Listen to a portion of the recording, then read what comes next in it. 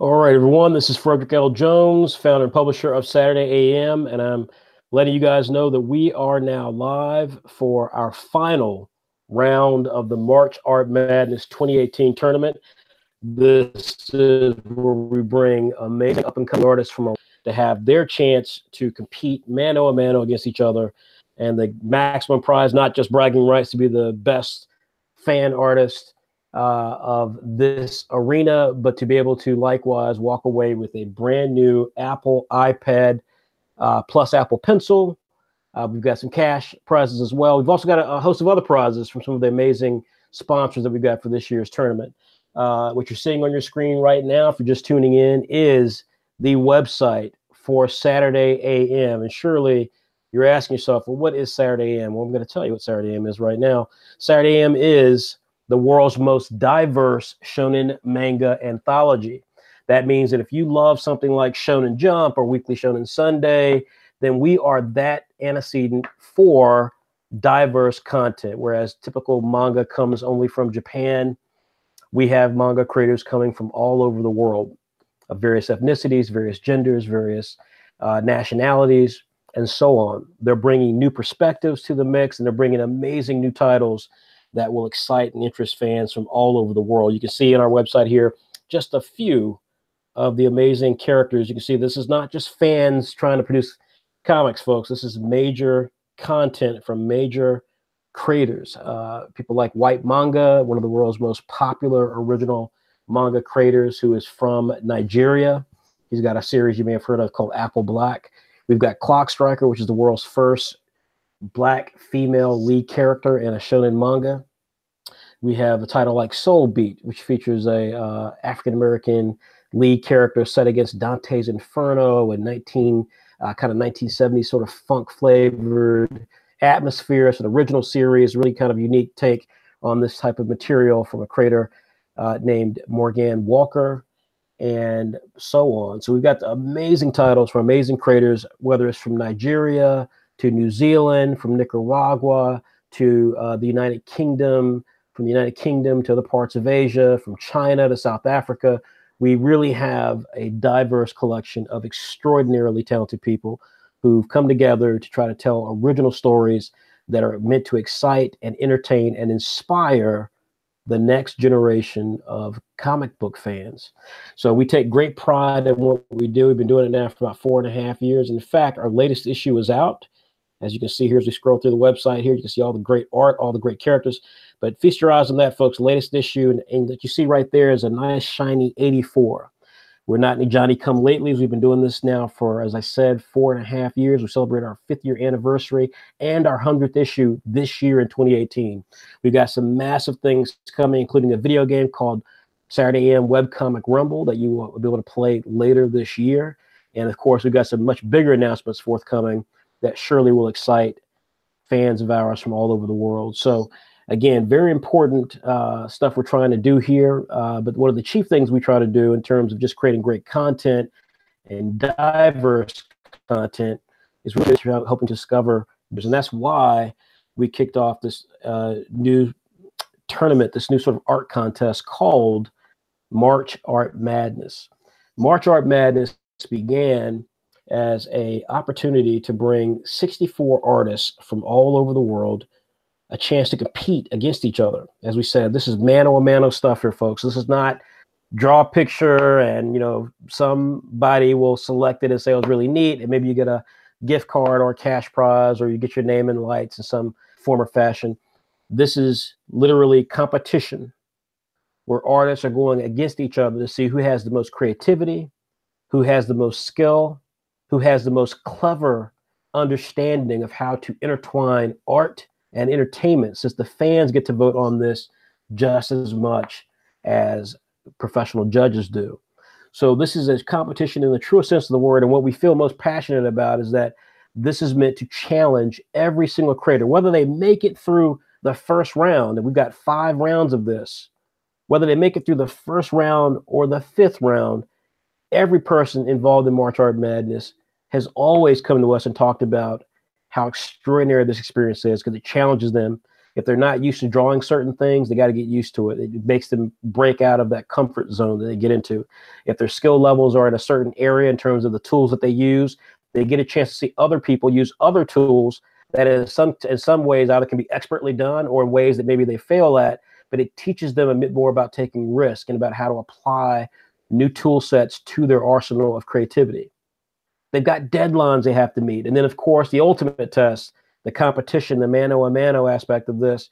Folks, in the real world, if you want to become a comic book artist, if you want to become a fine artist, if you want to become a creative artist of any endeavor, whether it's professional, whether it's hobbyist, you will have to ultimately compete with other people for that opportunity, whether it's a showcase event or it's a paying gig at one of the biggest companies in the world. You will have to compete against other artists. You have to prove that you are the best fit for this opportunity. And so we're so pleased and so proud of this event to have now celebrated its third year, to have attracted viewers and fans from all over the world, and last but not least, to have engendered a sense of opportunity and excitement amongst people who maybe did not think of art as a serious endeavor.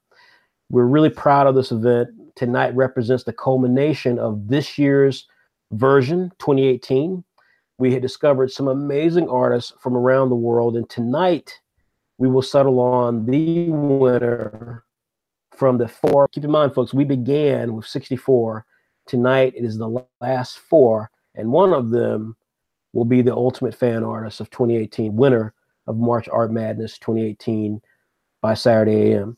So with that being said, I want to introduce our judges for the night. We've got extraordinary people. One of the greatest things about this year's event is that not only have we been able to just see amazing artwork that just is levels beyond some of the stuff that we've done in previous years, but we've also been in a position to have really extraordinary creators that we are involved with Saturday AM Proper come on and offer some really, really important commentary and criticism, some of the best that we've ever had in any of our events, whether it's Pilot Manga that we used to do back in the day or March Madness in previous years. I'm really, really impressed with the caliber of these creators as artists and as people. And tonight I want to introduce the 3 of them who are joining us again for this final round. First up, we have Mr. Jay Oden, who is new to Saturday AM, but not new to comics. He's a professional artist who's done work with Oni Press, Antarctic Press, and now, of course, is working with Saturday AM with this comic called Hammer, which surely you guys have heard about. Jay, tell everybody hello. Yo, what's going on, guys? So, Jay, are you excited about tonight? I am excited. I can't wait. I've been looking at all of your images, and they look amazing. Awesome. All right, well, we're really excited about it, so we're going to go into more detail as we get through each one of these.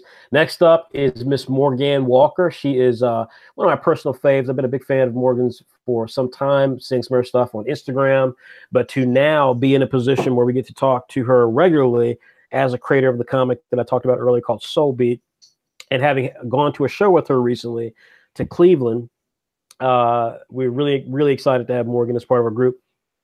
Morgan, you want to say a few words? Yeah, no, I'm excited to be here. I'm really honored to have been on a lot of these panels for every round. I think except one. I've really enjoyed all the work that you guys have put into it. I'm excited about the final 4, about what you guys are going to do in the future, and just happy to be here. And don't forget, Jay Oden and I, we're also going to be going to Wizard World Portland this weekend. That is correct. I can't wait. Yeah, I'm looking forward to it. Meet you in person. Oh, yay. All right, well, we'll be talking about Wizard World. So for those of you guys who don't know about Wizard World, we'll be talking about that soon, and we'll get into all the great things we have planned for that event this coming weekend. Last but not least, we have Mr. Jin Chan Yum-Wai. He's called him Jin. He is an extraordinarily talented artist. Also, someone who's been doing this for some time. He's had his own original webcomic called High School Romance, which is just wrapping up. You guys should definitely check that out. I'm sure Jen will tell you when and how to check it out. But he's a creator of a series for us that is actually debuted last year, but is finally getting to come out as a regular series later this summer. It's called Zero, King of Thieves. We're incredibly impressive artists. He hails from originally Australia, but is from China, which is also extraordinary because it just means that Saturday AM is continuing to have reach in so many different places. Jen, tell everybody hello. Hello, everyone. It's so good to be back for the final round. I've been doing this for every single round. It's been awesome. This round is going to be so tough. The rankings are going like changing every second. Oh man, I'm just excited to get into this. Well, fantastic. So again, these are our three judges. Now, to help everyone understand how we're going to handle tonight, because we've only got four pieces of content. So now, folks, I'm a big believer in presentation. So even though we don't have all the greatest tools, so if you guys, if you don't know, we are a growing group. We are a group that's well known. A lot of people know who we are. A lot of big companies know who we are. But at the same time, we are a small group.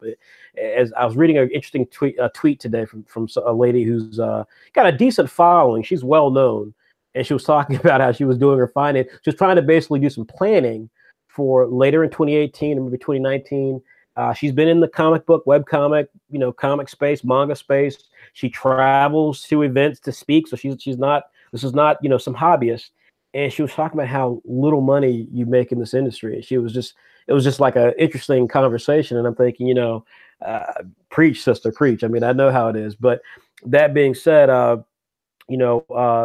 obviously, again, we're not a super sophisticated operation. We've got, 5 guys manning the video stream, this, that, and the other. So, this is live. We're doing it with Google Hangouts. So there will be some glitches. There'll be maybe some audio drops. And of course, as you can see here, I'm having to navigate everything directly from my screen. So we get hundreds of views for multi-hour long content pieces. We get excellent reviews. So, I'm not too worried about it, but if you're new, trust me, this won't be as polished as an IGN.com sort of piece. Just keep that in mind. But that being said, of course, what we're going to do tonight, because we do care about presentations, we're going to get into each one of these creators. We're going to talk a little bit about them and about their backstories and what's kind of, where they're at. We think of their artwork. We're going to look at where they've come artistically throughout this tournament and what their final piece represents. We're going to really try to get into it from a span of the weeks that have existed here. We've also got some major announcements we'll be making tonight about some big things happening with Saturday AM and, of course, Saturday PM. So we've got a lot of things we'll be doing, and I want to make sure that everyone knows to stay tuned throughout the show for these announcements. We'll reveal the winner tonight live. It won't be a delayed announcement. We will reveal the winner tonight live. So with that being said, let's go ahead and get started. First up, folks, we're going to go through the history of Mr. Jalen Tate Lucas. Now, Jalen Tate Lucas is one of our Final Four contenders. This young man, I think, might hail from Michigan. We know that he is in art school. Extremely talented young man. I mean, just incredibly talented. He brings a really unique sense to what he does that is very highly stylistic. You can see here some of the 4 pieces. We're going to dive into these a little bit more in depth. But let me just start off and ask people's opinions of Jalen Tate Lucas. What would you say is probably the most interesting aspect of Jalen Tate Lucas, Morgan? Like, what did you personally enjoy about him throughout this tournament? I think it's just the way he portrays characters, the expressions that he uses, the exaggeration. I'm a big fan of exaggerated kind of character design or drawings.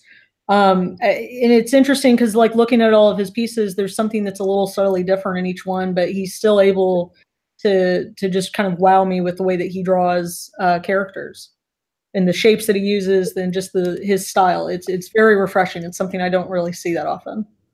When you look at these 4 pieces here, and of course, folks, again, we have them on the site. You can scroll down throughout the website and view all of his work. But when you look at these 4 pieces here from round 1 through round 4, what in particular did you think was one of his strongest pieces prior to round 5, of course?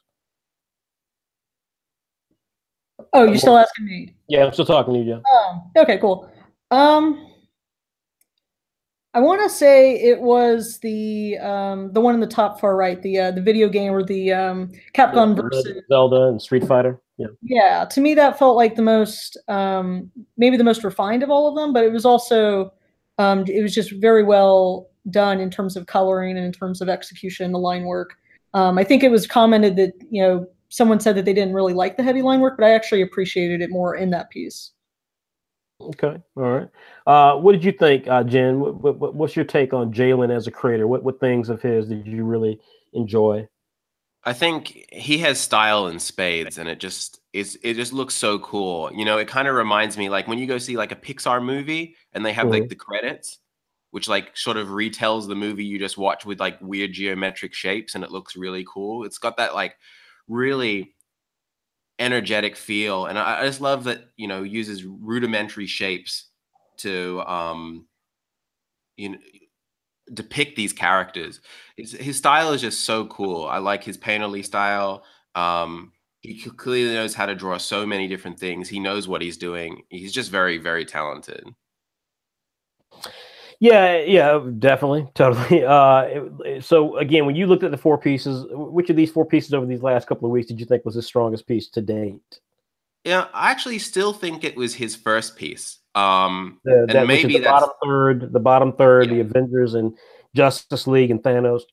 I think maybe because I'm a big Marvel and DC fanboy as well, that adds a lot to it. But I like how he portrays Spider-Man, especially this Black Panther that is just like, it's just like a series of boxes, but you can definitely tell it's Black Panther. Like I think it's very cool. That kind of stuff, it really strikes me. So that first piece, really, to this day, I still think it's his best one, in my opinion. Okay, and then Jay, what about you? What did you make of Jalen Tate Lucas? What did you make of him as a creator? What things stood out to you with him as just as a creator? The fact that he has so many different styles. You know, I'm looking at all of his stuff and it looks amazing. Like I'm looking actually at his profile picture, and that's standing out even more so than everything else he's done. But I mean, it just shows that he's really diverse in like his craft. Like he knows what he's doing. That's for sure. Which one of these pieces did you think was his best to date? I gotta agree with Jin. I really like that Avengers one. I mean, I'm also a Marvel and DC fan, so it's most likely because of that. But I mean, that one is like really awesome. Other than that, I would say the Saturday AM one. I'm not sure if that's you in the background, but that's hilarious if it is. And I just think it looks awesome to see. Yeah, I guess that's supposed to be me in the background. Yes, I think so. Yeah, the guy screaming. Yeah, that's the top. The top one on the left, folks. The top left here. Well, yeah, I really like that one too. I really like that one. I guess that's supposed to be me, folks. But I must let you know, folks, that I am much handsomer than that.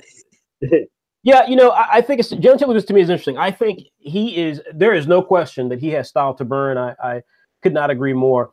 I think I look at his work and I think two things. I think first of all, I think that he's extraordinary. I think he's amazing, and I think that he is an artist. I think all the artists in this thing, he is probably the artist, meaning that he's a sort of artist that whether or not commercial success is within them, other artists look to him for their own inspiration and validations and accessibilities and things of that nature. So I think Jalen Tate Lucas has a really fine future ahead of him in regards to how he does things. I will say that I think because he is so stylistic, I think that one of the challenges that will exist for him, that certainly existed in terms of my looking at it, is there's always a question of, do people like your style for everything you do?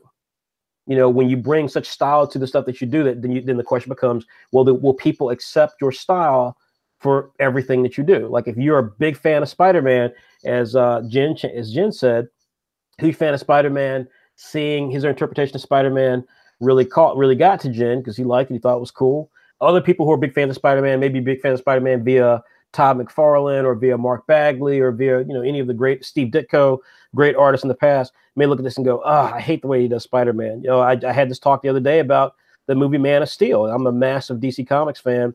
You know, Man of Steel to me, like I fundamentally just do not let someone tell me that was a good movie because, you know, you may like Man of Steel as a film, but if you know Superman as a character, you know that's not Superman. And so there is a lot of, I think, you know, style sometimes can trump everything, pro and con. And I think that is an interesting aspect to Jalen Tate Lucas in terms of what he's able to do. Polarizing is not the right word, but definitely I think his style is so strong and so well regarded that there is a question mark of whether or not his style goes with everything and whether or not sometimes it can cause him more problems than not. My favorite piece is the Duke piece. just because to me, it's the piece that he's got that looks like a piece of art. You know, I can see it as a mural. I can see it as a piece of art hanging in Cameron Indoor Stadium, which is where Duke basketball plays. It's got all the kind of hallmarks of things that Jalen does. At the same time, he then also takes a more traditional approach to some of the other mascots so that you can make out who they are. So plus he's got them squeezed into the box. He's got an excellent use of space in this. So I really love the piece. Close, definitely the Saturday AM piece is a close second, but I think that piece is one of his absolute best. So Jalen Tate Lucas, folks, is one of the artists here. Now, folks, we're going to run through all the artists with their journey, and then we'll get to round 5. So next up, we have Mr. Bailey Boutel. Now, this young man, this is not his first time with March Madness. He actually participated last year, and he definitely had some issues along the way. He was extraordinarily talented. He grew. I mean, that first week, he could have been knocked out that first week because his piece was good. It was nowhere near. It did not come close to hinting at the talent that Bailey Boutel has. Bailey Boutel's style is really interesting to me because it is wholly his own, yet it feels very dominant in terms of being a traditional style that just works. Bailey also strikes me interesting because Bailey is, I could be mistaken, Bailey seems to me the most real of the artists that are out there. He lost last year at the last minute just because the other artists really took some chances and really did think, and it came together really well. William Puker out of Sweden, but Bailey, was in the Final Four last year. So he came back. In fact, I think I even had to ask him, would he participate in this year's tournament? I don't think he even knew about it or planned to do it, but he was like, yeah, I'll do it. And he comes back in and he's just had a fantastic run throughout the tournament. Young man as well. You can see here, he didn't draw a picture of himself. Bailey strikes me again as just a very real guy. I think Bailey views art as just kind of a secondary thing. I get the impression art is not a dominant factor of Bailey's life. Can be totally mistaken, but that does not strike me with the conversations I've had with Bailey that artwork rises as a major thing in his life. So with that being said, how does Bailey's work strike you? I'll start with you first, Jay. How does Bailey's work strike you? Jay?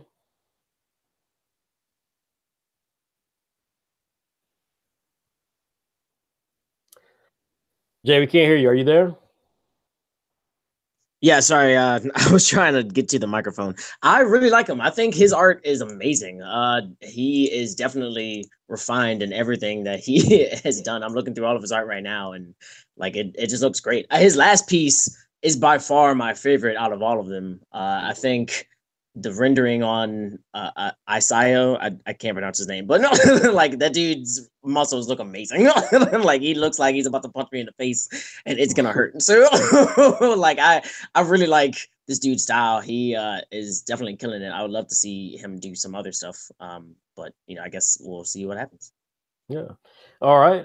Jen, what do you make of Bailey as an artist? What sort of things do you notice about him as an artist, and what do you think was his finest piece throughout the tournament? Well, I think in terms of like everybody else, he has been the mountain that everyone has to try and get over. He is so good at his craft. Like he understands digital art to a T. He can do so many different styles. We got the first one where it was like more cell shaded, and then he's got the more Street Fighter painterly, and even like the March Madness one. Even though it is digital, it looks traditional. It's like he understands whatever program he's using, whether that's Photoshop. He knows how to use it to its fullest capacity, and he's really great with characters. I think my favorite piece, I think, still is the Marvel versus DC with you really fucking love Marvel versus DC. Like yeah, I'm looking at all these pieces and I'm like, that's your favorite piece? Like you really do love Marvel versus DC. I love it. I love it so much. I love it so much.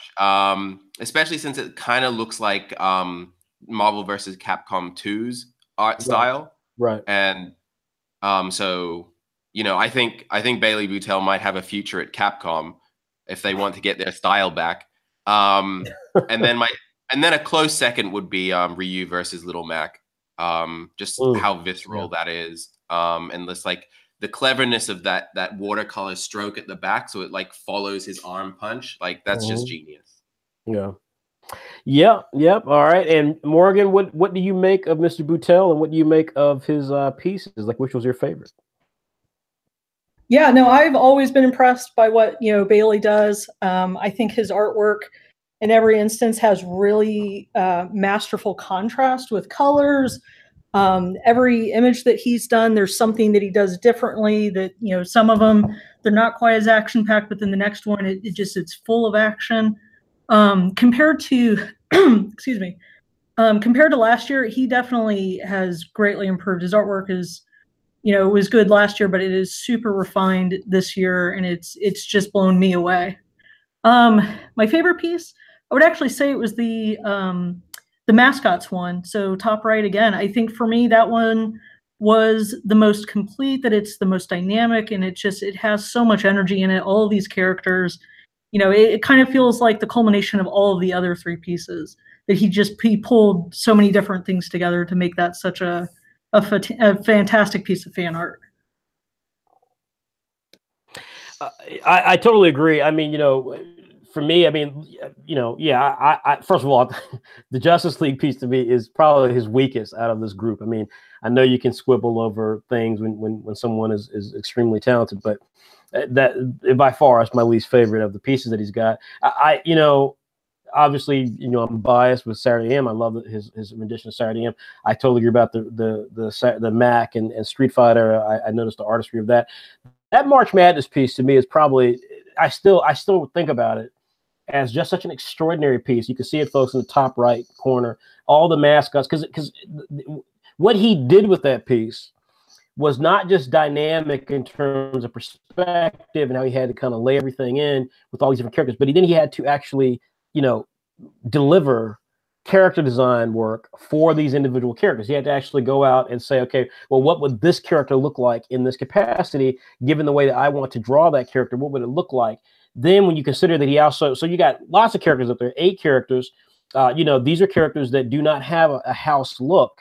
So he has to do some design work, unlike the Justice League piece or any of the other pieces, frankly, except for maybe Saturday AM. He's got to do some design work there. You then add into it that you've then got the court, you've got the lighting at the top. I mean, that piece to me is the culmination, I think, of everything that Bailey is capable of as an illustrator.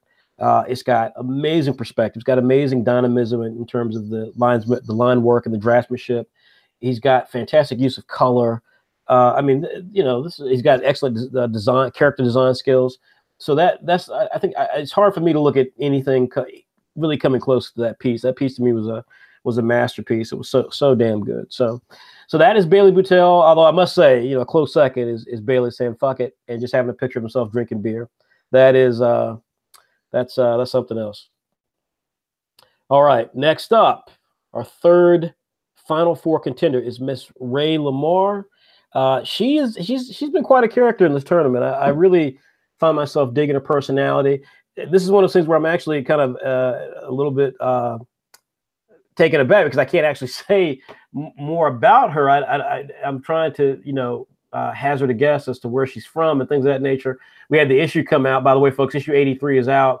It's got a fantastic write-up of the artist in there, but even with that, I actually can't say more about her because I actually haven't had time to run through all of it myself, and this is my company. So yeah, it's interesting on that front because she's super talented. She year one because Bailey year one, his first week did not give one iota of the skill that he was capable of, and I think her first week, just showed that she was artistically inclined. There were some pieces there in terms of detail and perspective and things that really worked. I don't think it came close to hinting at what she was capable of. Now, this is her first tournament, so we'll get into this. There's some pieces of hers that I don't think were as successful, but this is a significant talent, and I'm so impressed with what she's able to do. Let's start with you, Morgan. What did you make of Ray's work? What do you make of her as a creator, and then what do you make of being one of her best pieces in the tournament? Again, another artist that blows me away with the the level of talent when it comes to color, when it comes to anatomy with some of her characters, being able to do a more realistic style for some of them. And again, to say that she's doing it traditionally too or to know that she's doing it traditionally is also super impressive. Because that takes a lot of skill to work with specific materials like she can. Whether it's Copics or I'm sure maybe there's some colored pencil, I don't know, but Copics for sure. I think the one that blew me away, and it still blows me away, and it's still my favorite, is the Jafar piece. I think that regardless of whether it was an anime or realistic style, her ability to do the fabrics, the details in that piece are just, they're phenomenal, outstanding. I hear you on that. Jen, what do you make of Miss Ray Lamar? She's definitely the traditional master of March Art Madness this year. I think like the amount of skill you need to have to do traditional stuff at this level is ridiculously high. Like, you know, I guess people tend to forget or don't think about, like, when you do digital art, you can always take something back. But when you're doing traditional art, what you put on the page is what you put on the page, and it's very hard to fix something if you screwed something up. And so the fact that she has so much control over what she puts on the page is just incredible. And obviously that Jafar piece is probably one of the best pieces in the whole competition. Like, it's so good. It is so damn good. Yeah. I love it. Okay. And Jay, what do you make of Miss Lamar? What do you think was her best piece? I love all of her pieces. You know, I totally agree with everybody. That Jafar is like, it's like it's staring at you. Which is ironic, actually, because that's exactly what happened inside of the movie with his staff. But I mean, if you look at it, like you instantly know, like, like it's so detailed. I mean, you know, you can see that she took a lot of time and did that. I mean, it's amazing. Like I really picture it's out the first time I saw it, and I totally agree with Morgan. You know, it's definitely one of the best pieces in this entire contest. Yeah, I concur. I completely agree. I mean, I'll say at the end of the day that that the Jafar piece is a masterpiece. It is one of the best images of any of the tournaments that I've done with Saturday in March Madness. Just the level of detail, the perspective, even just like the quality of his face. Like I can't get enough on that. I think back to Troy Seymour Mullen in his first week when he did the Assassin's Creed piece, and that was a really strong piece that I still think, had he had another artist he was running up against, he would have, beaten them and possibly made it into the Final Four, because that piece showed incredible talent. But even over that piece, you look at this, and the thing with that piece that I disliked was the face. It was the one criticism I had of that piece, was the face just looked so, of everything else. You had this leather uniform, the Assassin's Creed, assassin has this leather uniform, all these buckles and stuff, and he nails all of that. The buckles, the leather, the straps, it all feels real, and it feels like it's so tactile, which is really difficult to do, as you guys know, from a traditional 2D standpoint, to then come in with a face that just looked like just really cheeseball illustrated. Sorry to say it, Troy, but it didn't fit the rest of it at all. It was nowhere near the quality of it. This is I think what makes this piece so stunning. The Jafar piece is the look on his face is so expertly done.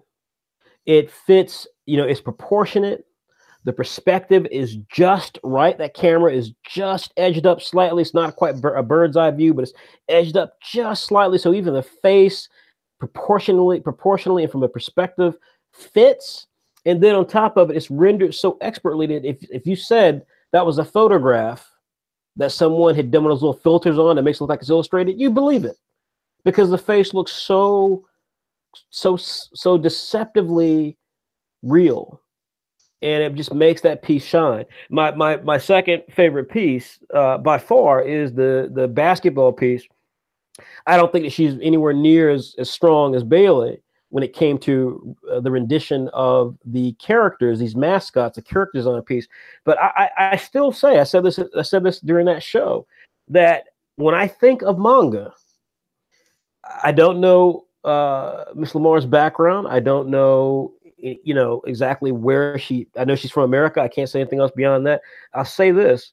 There is something that she nails in terms of manga, the faces, the perspective, the kind of lankiness. And I can't even think of some of the artists that she's pulling from, but there's some artists that she's tapping into, and it captures it really, really well. Seinen style manga in that piece. And like I said, when you look at those two pieces, to me, that's what makes the stuff so interesting, because those two pieces are next level.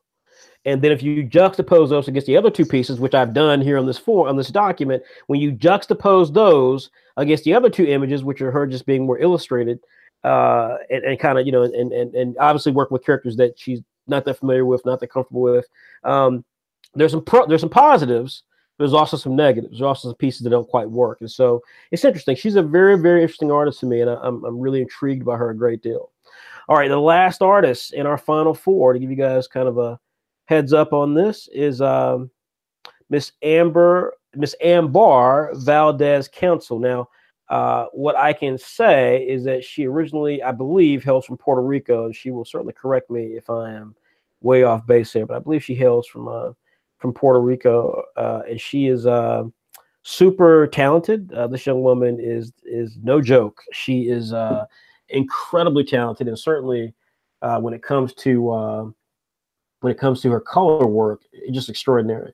I believe she's relatively young, but again, I can't say for sure. I should have asked these people their ages during our interviews with them. I know we had them for our initial thing, but I should have asked her interviews. But, you know, she's got the little piece there with her doing a little chibi version of herself. Really cute. It hints at the color possibilities of her, but when you look at the other pieces, though, the color just stands out like a rocket ship. What do you make of her work overall? Or is it her as a creator? And what do you think was her best piece in the 4 rounds previous to round 5? Start with you, Jen. I think she is so good at working with like an existing character model. You know, like the first piece that she did with all the shonen type characters, like nearly everything on there makes it like this is an official piece of artwork. And that's no small feat. And even like the Scooby-Doo one, I could see that actually being like, you know how they always do an anime version of every show. I can see these being the character designs that they use on a Cartoon Network anime remake of Scooby-Doo. And then on the basketball one, she's got that the Disney-esque dog faces from for the dog characters. She nails that like animated look. And my favorite piece is probably the Saturday AM one. And I think, I can't remember if it was on Instagram or Facebook, but I think we posted this picture and somebody says, "What anime is this?" Like, yes, yeah, I do remember that. Yeah. She does it so well that like the person saw it goes, "I want to watch this." You know, that like she does a really good job selling the Saturday AM characters. That like somebody just out of the blue goes, "I want to watch this. Where can I find it?" And you know, I think it's very strong. The colors, and you're right, her colors are really good. She chooses a really good color palette, and you know, brings a lot of energy, and it just attracts your eye. Yeah. If these were posters on walls in like a comic book shop, you would instantly look at them, regardless of what characters were on there. Yeah, her color work is very, very strong. Agreed. I totally agree. Morgan, what do you make of Miss Ambar Valdez Council? The second woman, I might add. So 2 women, 2 men in our final 4. What do you make of her? Yeah, again, I've always been really excited seeing her pieces. Her, ability to do cell shading, I think, is really impressive. That's something that I struggle with. So, I think it's really cool what she can do. And I really agree with Jen. I think that the color is so dramatic in a good way. I mean, it really draws your eyes to it, no matter what the piece is. All 4 of these, they're very well done. And I think she does have an ability to really capture a character and make them very vibrant and very interesting, and make you want to see them in, whether it's an animated or some other media. To choose, I mean, I think maybe the Scooby-Doo one was maybe the weakest of them. So the other three, I think it's a little bit difficult to decide which one was really my favorite. But if I had to choose one, I think I would actually go with her first one. I think the composition of that to me was the strongest. You know, not just, you know, the way that the characters are organized, but also the background details. I think in some of the other pieces maybe weren't quite as strong, or there was too much going on. But that first one, I think, you know, that's the one that really set the bar, I think, for her for the whole competition. That was one I think we all were really excited about. Agreed. Jay, what do you make of Miss Ambar Valdez Council, and what do you make of her? What do you think her favorite, her best piece was prior to round 5? I think that what Jen said was 100% correct about if we ever get an anime. Oh, Jen, my bad. Yeah. Yeah. If we ever get an anime and we need a poster done, we need to hit this girl up because she knows how to do it. Like all these colors are vibrant. I love it. It's, you know me. Like this looks phenomenal. My favorite piece is the Saturday AM one. It's so cool to see. It's so cool to see every single character look exactly like their characters, but not technically in the same style as that story, if that makes sense. Like, I mean, it looks exactly like them, and you can tell instantly, like, you know, that just shows how good Amber really is at, like, you know, drawing somebody else's character. I would love to see her draw her own story. I would love to see what happens with that. But I mean, I really liked the Scooby-Doo one. I thought that was a really cool one. You know, I can see how some people would say that it probably wasn't, you know, the best one, but I mean, I like that one a lot too. So that was like a close second, but I really liked her. I thought she was awesome. Yeah. I think I think it's interesting. Listen to all the responses. I think Morgan didn't like the Scooby-Doo piece, and you liked the Scooby-Doo piece. Jen points out that you all talked about how good the Saturday M piece was. Jen points out, which I didn't even think about. I mean, I guess I thought about it subconsciously, but I now that he says it, I'm totally on board with it. That yeah, she has a really uncanny ability to mimic what other creatives do, and to really do them, you know, in her own way, but to mimic the feel of it so that it comes across with legitimacy. You know, I didn't think about the NCAA, for example, having a Disney or, you know, or sort of, you know, Bluth animated look in terms of their facial expressions, but that's exactly what it is. That's why it works. You know, I think Ambar is an interesting choice as well, a person as well, because I think that she has some things that are so extraordinarily better than everyone else. I mean, her color work is by far just beats everyone else silly. And then some of her character stuff, like, you know, Jay was suggesting he want to see her original stuff. And I'm kind of curious about that because, as Jen points out, I agree. I think she's does exceptionally well in a mimicry sort of way. I question how good she would be if it's just on her own. To me, one of the weakest pieces is the Saturday M piece. And it is perhaps because I've been doing this for a long time. We get so much fan art of our characters that yeah, I mean, Clock Striker doesn't quite look right. Spoon is an interesting take on Spoon for sure. There are pieces here that work, some pieces that don't. But you know, that being said, I mean, like, you know, I respect what she tried to do with it. To me, her best piece, hands down. And then another piece I think that didn't work was the NCAA piece, because even though she's got this beautiful Disney piece going on with the two kind of dog wolf characters in the foreground chasing the basketball, the other characters you see in the background don't look strong. I mean, you know, the design work, the way that Bailey did with his piece, the character design work and so forth just didn't go anywhere, just fell straight flat. And so those pieces really she could have gotten rid of those, and it would have made the piece even stronger, in my opinion. So there are some pieces where her design skills don't quite sit with the ability for her to mimic something that exists already, and then conversely, especially if it's something that's well known, and then to add into it her color work. I'm with whoever said the first piece, which is the anime piece in the bottom right corner. Hands down, her best work without question. Is so extraordinarily good that it's pretty crazy. So all right, so folks, that is kind of our recap of how we got here amongst the 64. Of the final four.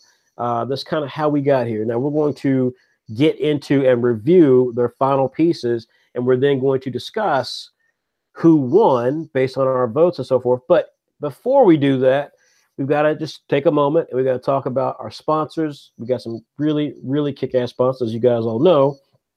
And so we want to kind of get into that a little bit and tell you about what makes March Madness and Saturday AM so fantastic. So while I'm doing this, everyone else, as I indicated before, please go through. Make sure you guys can pull out a couple of examples of creators that you guys thought were really good, even if they didn't make it to round 5. Just some artists that you thought were really good and worthy of mentioning before we wrap this whole thing up tonight.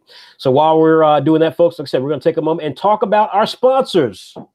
We have sponsors. That's how we can do all of this. And then we're going to make some announcements. So Illo Sketchbook. Now, we talked about with Illo Sketchbook, I talked about the fact that we've got fantastic sponsors, and we care about trying to discover new talent. With Illo Sketchbooks, folks, this is a group that really, really gets it, because this is a tactile notepad, or sketchbook, where you can draft and concept and create your work on a very attractive, very handsome product for sketching out your ideas, getting your ideas from your head onto a sheet of paper.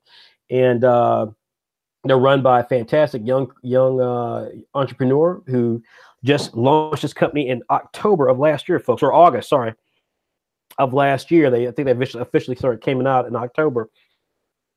And he's an artist himself. His name is Anthony Baez. And folks, this is really good stuff. We are really proud to be associated with this company.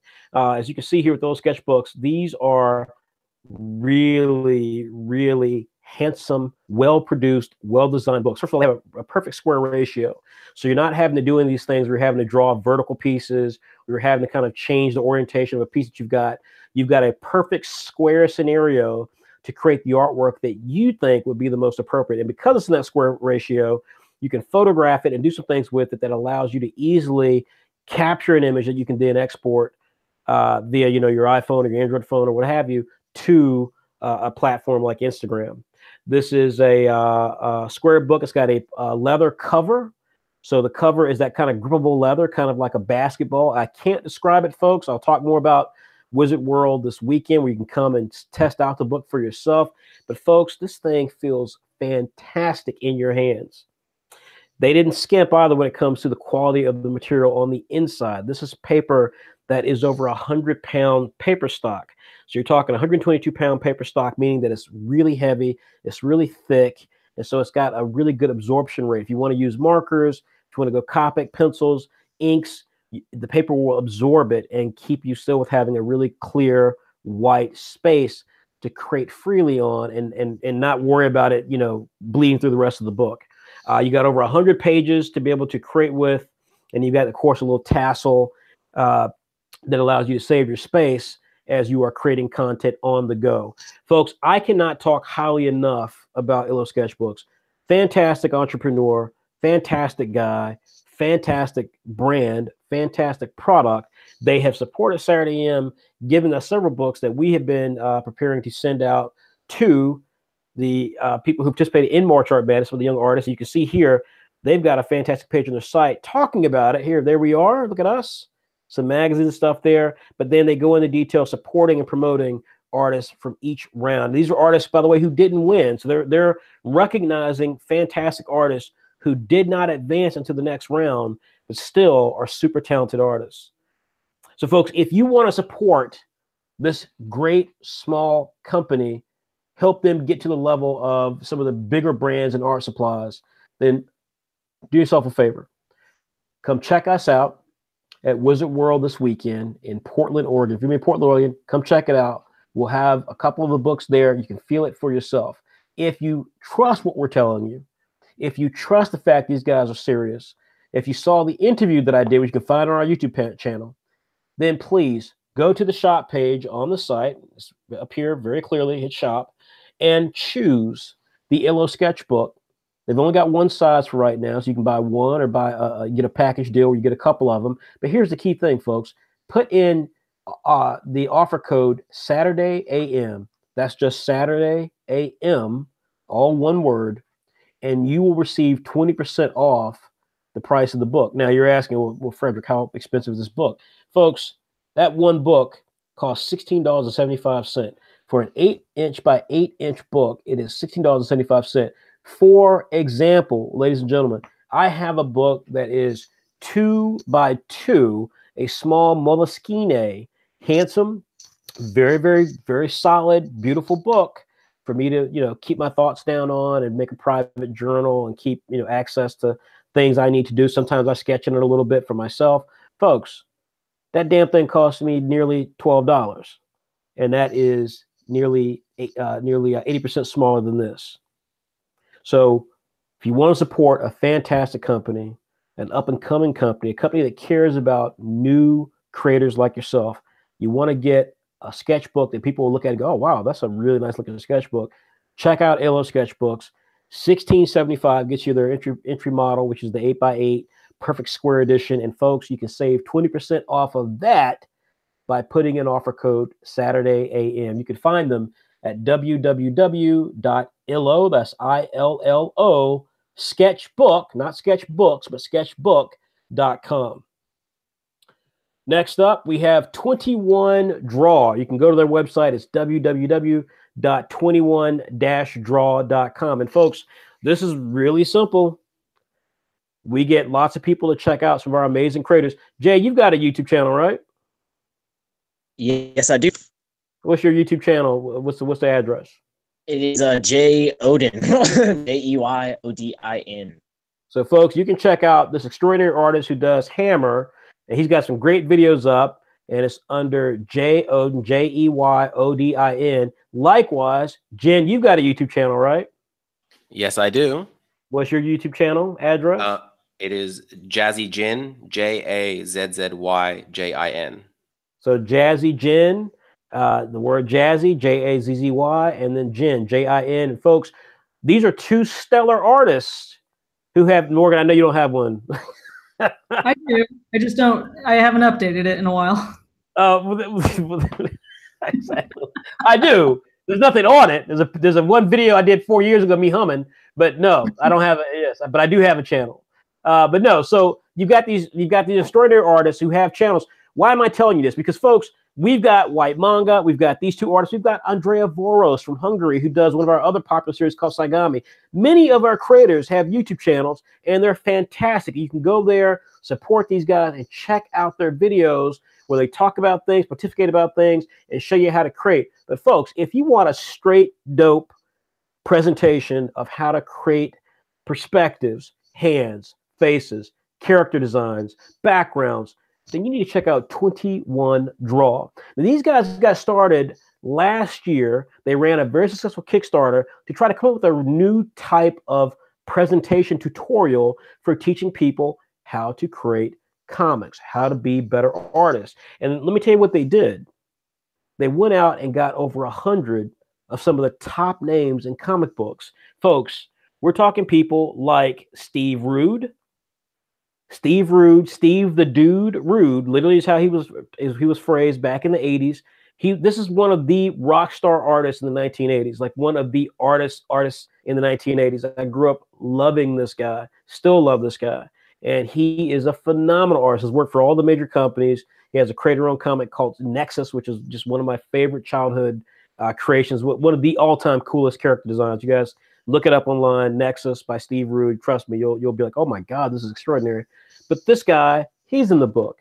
Ariel Olivetti is in this book. Ariel Olivetti, a big-time artist for Marvel, has worked on some of their biggest series, some of their biggest events. Ariel Olivetti is in this book. And Jeffrey Chamba from Australia. Jeffrey Chamba, the Chamba. You guys have seen him on Instagram. He does fantastic images, a lot of Street Fighter-oriented stuff for Udon. Folks, these three amazing artists alone would interest you if they had a YouTube channel or things of that nature. But they're in this book. They're giving you really tactile tutorials on what you can do to learn how to draw better, all sorts of techniques and skills and so forth. I mean, techniques to develop your skills. But there's 99 other artists in this book who can show you how to create great content. Folks, you're going to ask me, you're going to say, okay, well, I've seen these books, how to draw manga, how to draw comics. No, folks, you haven't. This is not like that. These are perfect bound, handsome books. You can see here, one book is $59. You can get both books for $99, folks. These are really handsome leather books that give you the complete rundown of their content. You have a leather presentation. You have slick, high quality paper grade where you can run through and run your fingers through each one to see exactly what the content is, what they're telling you, how to produce certain things. Folks, these are top tier tutorial books. If you want to check out these guys, go to their website, www.21, the number 21-draw. I promise you, you will not regret this. This is quality stuff. We're so proud to be associated with these guys. We're giving away some of the books this year for the tournament, but more importantly, go to their website and see for yourself some of the things they're doing. They're working on a big tutorial, like university sort of program where they'll have some video examples as well. Obviously, YouTube is so big. So check it out now before they get too big, you can't get in. I can't recommend this material enough. It blew me away when I had a chance to check it out for the first time. And I think you will thoroughly enjoy this stuff. This is real quality tutorial work here in a very nice presentation. 21-draw. And folks, last but not least is our mega sponsor. They've been behind us for a very long time. They sponsored our second year. They were with us in so many cases. They traveled with us to New York. Folks, Plask is a company that you should know because they are a company that is engaged with and concerned, just like I have been when I started Saturday AM, with diversity, with new voices, with inspiring younger creators to get involved in comics and professional art. You may have heard of one of their apps they did years ago called Comic Life, where you could basically take a photograph or a 2D picture, a panel or whatever, and then put professional grade speech bubbles on it to just give the picture some life. That's how they initially became a company that really garnered a lot of attention. The creator of this company, Robert Grant, is just a fantastic gentleman. He's British, so he has to be kind of a nice guy. I'm the wild man when he and I get together, but he is really committed to you guys, and we're so proud to be associated with Comic Draw. We talk about it every chance we get, folks. This really comes down to one simple thing, because we care about creators getting out there and having a chance to compete in the global stage. We don't care if you do it through Saturday AM. Obviously, we would like you to do it through Saturday AM. In fact, I want to do a virtual smack across the face to Jen and to Jay for suggesting these awesome artists at March Art Madness go work somewhere else. Obviously, we'd like to hear at Saturday AM, but virtual smack. I did not say that. Virtual smack. But that being said, Plask, I can't say enough how much I stand for what these guys stand for these guys because of what they believe in, because their entire conceit with their product is to really help young creators get to this place. What does that mean? Folks, let's break it down right now. Our first two sponsors we talked about are awesome. They're going to be things that will help you do what you're trying to do. But at the end of the day, what will always be the thing that you have to do in creating comics, you will always have to have not sketchbook paper, but actual paper to draw your comics on. You will have to not just, watch tutorials and read tutorials and learn how to do it. You'll have to actually apply them in real comics. You will have to letter your comics and have them look good. There's nothing worse than seeing an artist who has amazing potential and then they put in a scraggly speech bubble to explain who they are or what the character is saying. You can't go to the next level.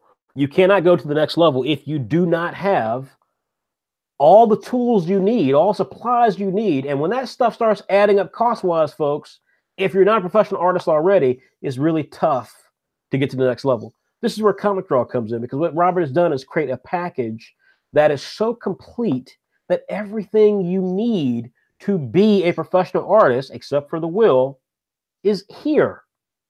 Want to be able to sketch out and plan your comic panel page?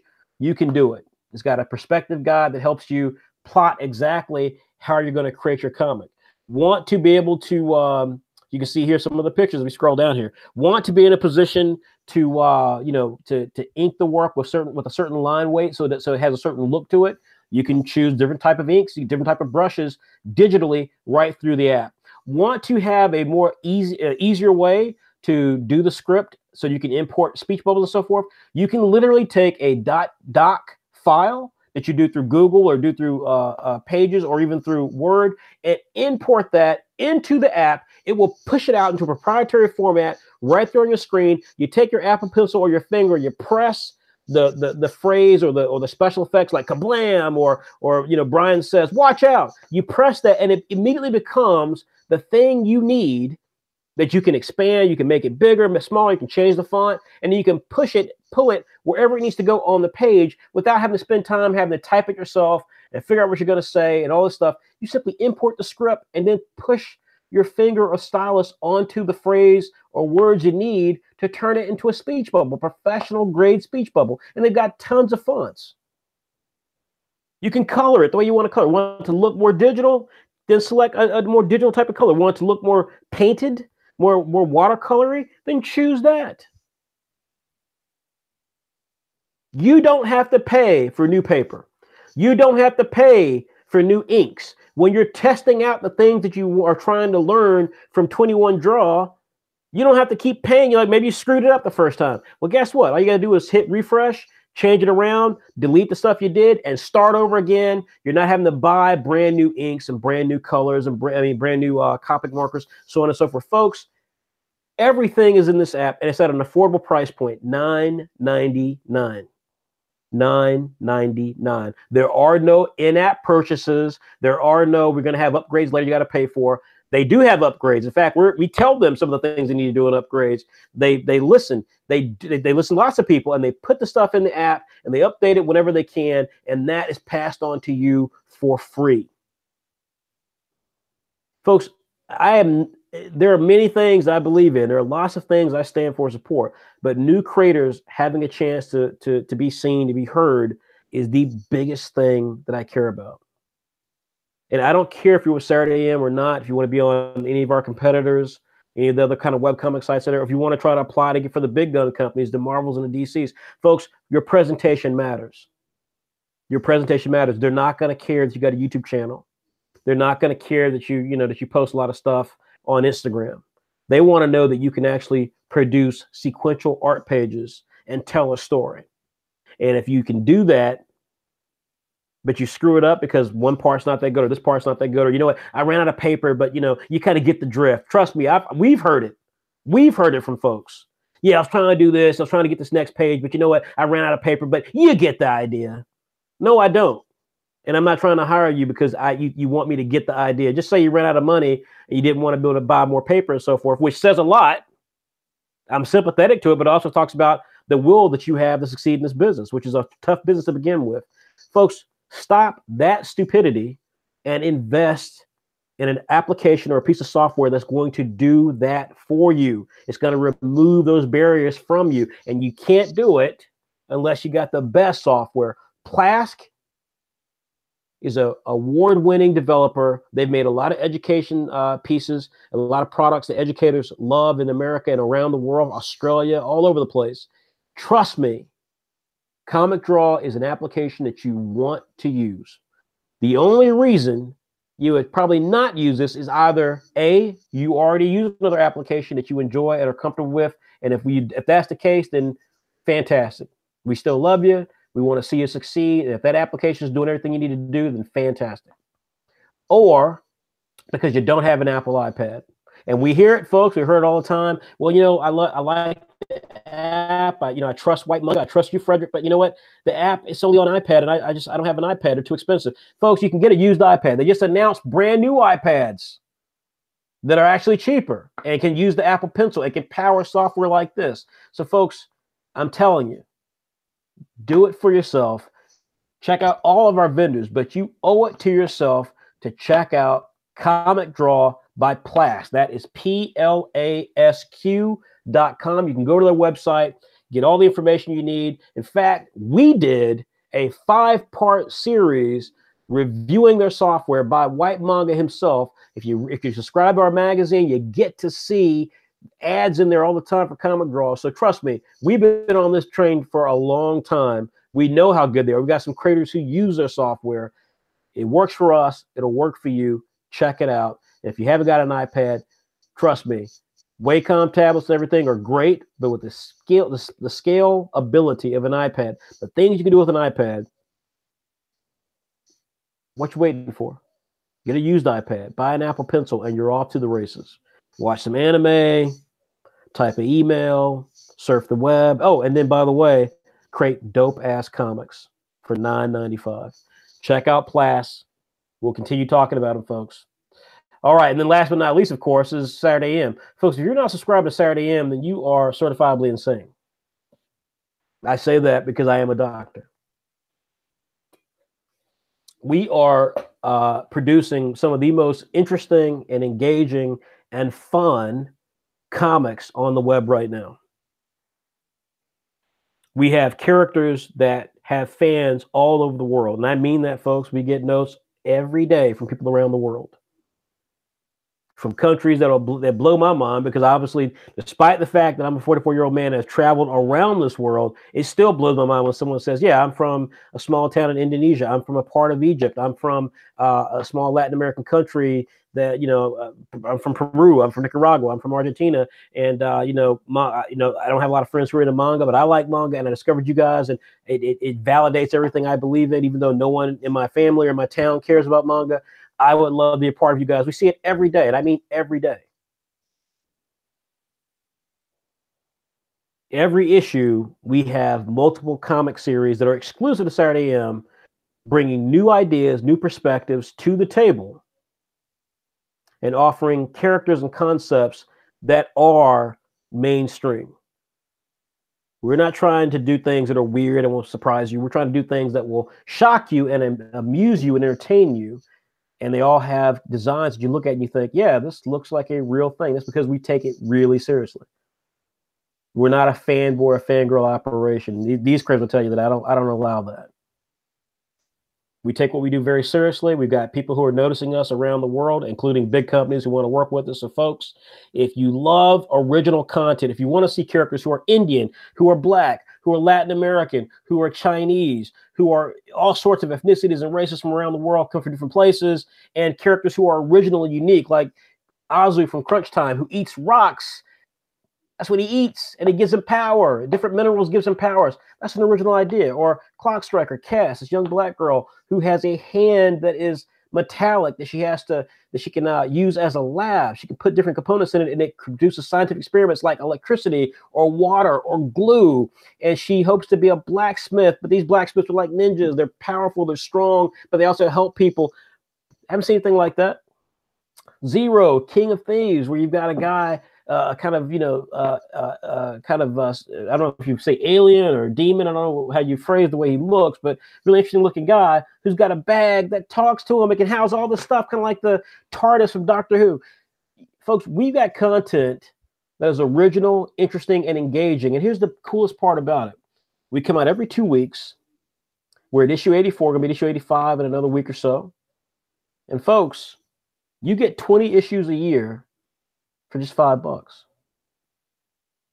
So even if you think what I'm saying sounds ridiculous, you know that your friend they got a webcomic, they're popular. They got a couple of hundred people that like them on Instagram. Why is the Saturday AM publishing Doobie Boys? I've never heard of Doobie Boys, folks. That's why we don't publish it. But regardless, if you're saying, well, yeah, that's a lot of hype, man, whatever, then try it. What you got to lose? You don't need another McDonald's Happy Meal. You don't need a supersize your meal, damn it. You don't need another latte. Your teeth are falling out. Try Saturday AM. 20 issues, $5. Help us keep this rocket ship going. And when our video game comes out and as other big announcements happen towards the end of the year, you'll say, hey, I remember those guys. I knew those guys win. Support us, folks. We got amazing creators from all over the world, and we're just getting bigger, and we're not slowing down for anybody. Look at those covers. 84 issues, folks. You know how hard it is to get the 84 issues? Our competitors haven't even got the issue 2. 84 issues, folks. And we're not slowing down. Support Saturday AM. Go to our website, www.saturday-am.com/subscribe and check us out. We have a lot of free comics on the site as well. You can poke around, check out some of those, see what we're about, see the quality that we offer. More comics are being added soon, and that's it. We got some big announcements coming at the end of the show as well. So we are going to get back to March Madness. This is round 5 finale. Now, before we get to round 5, which is what you're waiting for, before we reveal the winner, I want to scroll all the way down. All the way down, folks. And we're going to talk about some pieces of art that we thought were really, really cool. So are my 3 judges ready? Yep, ready to go. All right. So am I. We start out with Team A from round 1. Did anyone have a piece of art here they thought was amazing?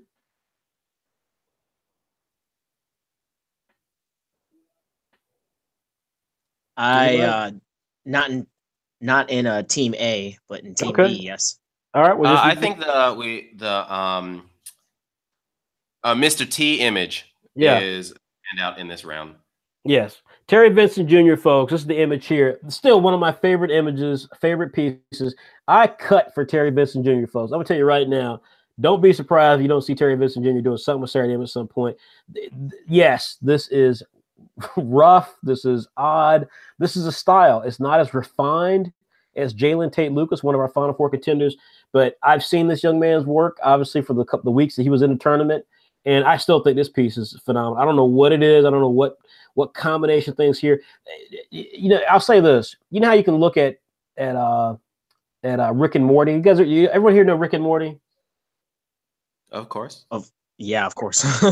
Hey, look, for all I know, I would be like, and Jen, you in particular, out of China. Come on, like, of course. Like, how do I know? I don't know what's in China. You could have told me, Frederick, no, but do you know We Bear Bears? Do you know We Bear Bears, homie? Because that's what I watch in China. I don't know what you watch. Rick and Morty is banned here, but you can watch it. I'll get that. Look, and that's I didn't want to make that assertion, but I'm about to say I'm surprised Rick and Morty even makes it to China. But that being said, when you look at Rick and Morty, when you first see it, then this is when, and these guys will know what I'm about to say. Art is a funny thing because, you know, Rick and Morty is one of those things you can look at and you first see it, you're like, oh, this is so ugly. It hurts my eyes. Are so ugly. Ooh, ew. Simpsons was like that by the great Matt Groening. You know, there's some styles that just get you and they're so weird and you're just like, oh, I don't know how to take it. But then once you just kind of let the story come to you, and once they get time to work, you know, a couple episodes into it, you begin to see the artistry and the masterful way they're able to move things around and animate things and stuff. And Rick and Morty by season 3 was just off the rails awesome. And Terry Vincent Jr. strikes me like that. Like his work to me, there's pieces of it that are so arresting because they're so odd. They're so the geometry of them is so weird and doesn't quite work. I would see something this guy would do in a heartbeat because I think that there's some real talent here. That's what I think. I think it's very Adult Swim.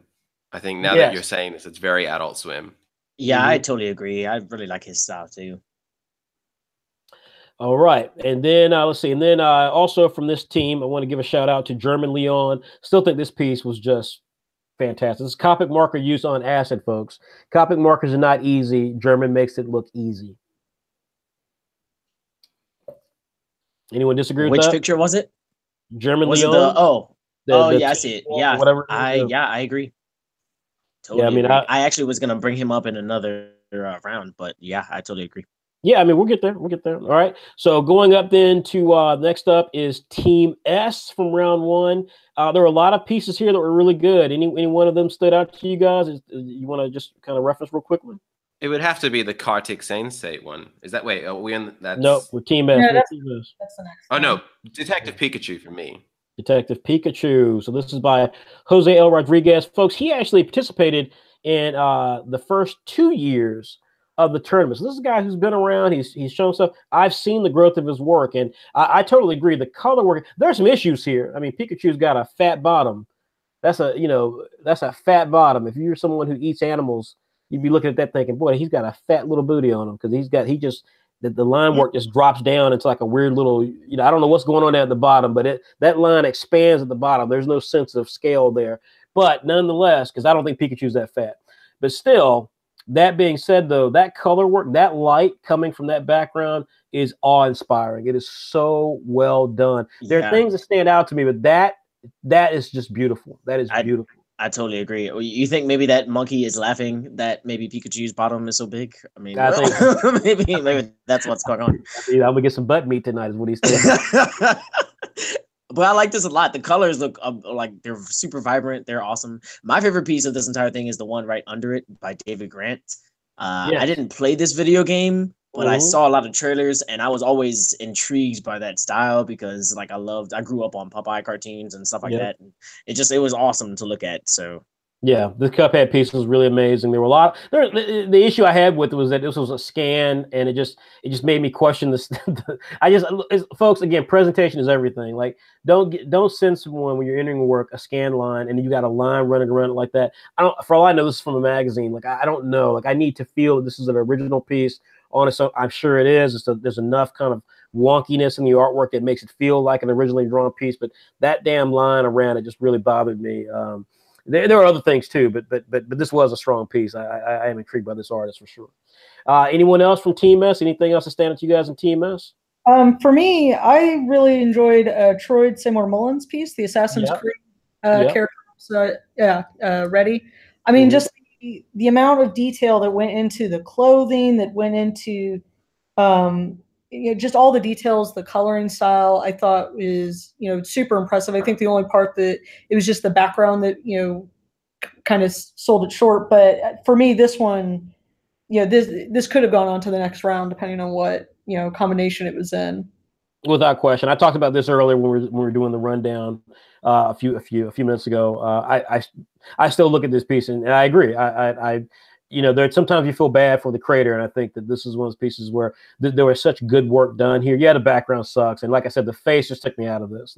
That had he nailed the face the way that Ray Lamar nailed the face for Jafar, I could have gotten with this. But the fact that face looks so amateurish compared to everything else, it just hurts because that hurts because this is a piece that deserved to move on. There's no question. And I also want to give a quick shout out to Marcus Patino here. I've been a fan of his for a long time. He's from Mexico. I don't know why this work didn't get more love. I think he had a piece in the last year as well with Sano from Apple Black that I thought was so deceptively simple and just gorgeous. I was the only one who thought it, but of the judges. But I really, really like his work. It's so simplistic, but it still has a balance and a weight to it. I'm a big fan of Marcus Patino. I hope to see more of him. Let's see. Next up, folks, we have Team B round one. There are quite a few things here. Any pieces stood out to you guys you want to reference? I'll go first this time. So I really love James Dawson's piece, the Batman versus Alien. For me, it was perspective. It was the mood, again detail, just the blur lines of his hand. It's a really arresting piece, and I'm a huge fan of Ant-Man, so I was happy to see him featured in one of these pictures. Yeah, that piece is awesome. Agreed. I agree. I've said it before. I mean, this was another one that pained me for him to not advance as much as I would have liked because James Dawson clearly has talent. And the thing, I'm very blunt. I'll say it. James Dawson's talent isn't as overt as other people's talent. His stuff is more nuanced. It's the stuff that he does really well. But this is a piece that is really strong for all the reasons. I mean, this is a hard thing to do. The fact that even set it in rain makes it even more excited. More like inspiring. I couldn't agree more. This is a piece that pained me that they did not allow him to go further. He was up against Bailey Boutel, so that kind of blew for him. Real quickly, I've got to talk about Karthik Sainsay. This piece there's so much right about this piece that it's ridiculous. And Karthik, went far in the tournament. I mean, he didn't make it to the Final Four, but I think Karthik was a real weapon. I think he ran to Bailey Boutel actually, but Karthik is he's scary good. There were so many things he did effortlessly. I mean, this right here, the perspective alone here is something that most people wouldn't even attempt. Yeah, that's actually my next picture. I really like this one a lot too. Yeah, no, and there's so much going on here. And then of course, we talked about this guy. I got to get there again. I don't care what anyone says. There's a lot wrong with this piece. Obviously, still love this piece. There's so much energy in this piece. I still just love it. It's, you know. Yeah, I agree. It definitely needs to be refined more. There's definitely a lot of issues with it, but the idea of it is what I like the most. Just the fact that Deadpool is watching TV with the Joker for some reason. It is like awesome to me, but I totally agree with you. Like, this piece was awesome. Yeah, you're talking about Karthik. I moved on to AJ Valenti's piece here, but I agree. Karthik's piece is amazing. Lots of stuff going on. AJ Valenti, though, this young man has got real talent. I think he's going to be someone to watch. This piece has a lot of things wrong with it. This Captain America versus Superman, but there is a lot right with it. The energy of all the pieces in that first round, this had by far the most kinetic energy. Really, really like this piece a lot. He's on my radar, this young man. Yeah, I would love to see a fight scene that he would just draw, like, of his own characters or something. But this is, yeah, I agree. The energy is popping in this one. Absolutely. All right, so then we have Team C round one. Anything stood out here from everybody? Well, it has to be Mike Shermong, right? Yeah, that was mine as well. Yeah, I mean, I hesitate to call it a masterpiece, but it kind of is. I mean, it's like the perspective is strong, the energy is strong. I mean, we posted this on our Instagram, and it got like 900 hits. It was that quickly, and it was just, I mean, it people just responded to it. It's a popular character. He does it justice, but you can tell you can still tell it's him. It's not. I think it's Hiroshi. I'm not sure the artist. Bakuga. Yeah, I think that's actually the reason why it's so cool is that you can't see his entire face. It makes it more interesting. It makes you want to see his face. Correct. I mean, yeah, it's awesome. Yep. So agreed. Does anyone else have any other art in this round to look at from Team C? Charles Williams. Yeah, Charles Williams. That's what I was getting ready to point to as well. Charles Williams' piece is this is a really extraordinary piece. Look, there's a lot here that could be here. There are a lot of pieces that could be here to make this piece just thoroughly over the top. I mean, the water is fairly non-existent. He's got one little piece of things happening to the water. There's some anatomy things that are slightly off here, but the attempt, the execution, and even just the concept is so 5-star. It's impressive. Yeah, it was a really strong piece, this one. Okay, so then in round two, anyone have anything in round two they wanted to reference? We're gonna fly through these, folks. We got a few more minutes. Yeah, Kalani Corbett's Miles and I forgot about Kalani Corbett. Jen, who's a huge fan of Kalani Corbett because he likes turtles and Black Spider-Man. I want to say even if you remove them, this would be like the perspective on this background is just. Yeah, I agree. Crap. Not only that, but also the colors are just amazing. Like, I totally agree. Like, but I would like say, yeah. I'm sorry, say it again. Yeah, the fisheye lens thing that's going on here, like that is some crazy perspective work there. It's just so cool. That's why I love it so much. Yeah, also the speed lines too. Like, it just, you can see them zooming towards you. I think that's pretty cool. I was gonna say the speed line work to me is the most impressive part. I mean, the character work does not drive me as much as you guys, as it evidently drives you guys. But I think the Spider-Man still needs work, but the turtle was awesome. The turtle was cool. The best. He's the best part. Exactly. Let's say Spider-Man doesn't work for me in this piece. It's the eyes, unfortunately. And it's not the eyes to me. It's the leg. It doesn't fit at all with the stuff there. The leg does not fit at all. I mean, that's just like that too. But that being said, though. I totally agree about the speed lines, the fisheye lens effect, even the way the buildings kind of curve in the background, the little bit of light. I wish that we'd have seen more of that light coming from the center part there, because I think that's a really impressive effect. But I mean, so there's a lot here that I looked at and thought was promising, but there's still a lot of issues here. But I do admit this is a really strong piece, one of her best. The other piece that I was gonna say was German Leon. I really like the colors on this one. I mean, obviously we already referenced him earlier, but he's just a master at Copics. Like, he knows what he's doing. Agreed. Awesome. I couldn't agree more. I think, again, I'll say again, I'm old folks, so but that back image, the image in the background, that is like Joe Kubert. Like, that is Joe Kubert up one side, down another. Joe Kubert is a legendary artist for DC Comics, drew Sergeant Rock and Men at War and all these things, and he's just really well known for that kind of like heavy line work around like muscles and just that kind of starkness to it, and the fact that it so juxtaposes what he's got with the Copic, the fact that it just looks so different with the Copic. One of my favorite pieces. I totally agree. One of my favorite pieces of the entire tournament. Just really, really, really good. Yeah, I agree. All right, so let's see. Next is we get to Team A here. A lot of pieces here. Anyone want to reference anything from this group? I have to say Kiara Reddy. This one, yeah, I agree. My favorite of her pieces for the tournament. Agreed. I mean, just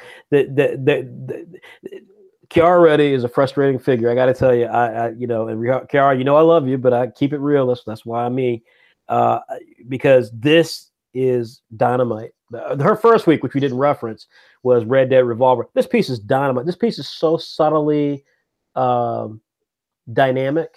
It's just there's such subtlety to what's happening here, even though it's really doing a lot of things. That the facial expressions are unique, the design work is unique, the way she does the background, the imagination involved with it. This is just a dope piece. This is a really, really dope piece. Yeah, it's amazing. The lighting is just spot on too. I totally agree. Obviously, we can't talk about this particular round without talking about Nicholas Gray. Nicholas Gray, This is if people watch Atlanta, Robin season 2 here in United States or anywhere, that Donald Glover is clearly a genius, and to see him depicted as Simba, as himself, just the artistry in this piece is scary. That's all I can say. It's just really good.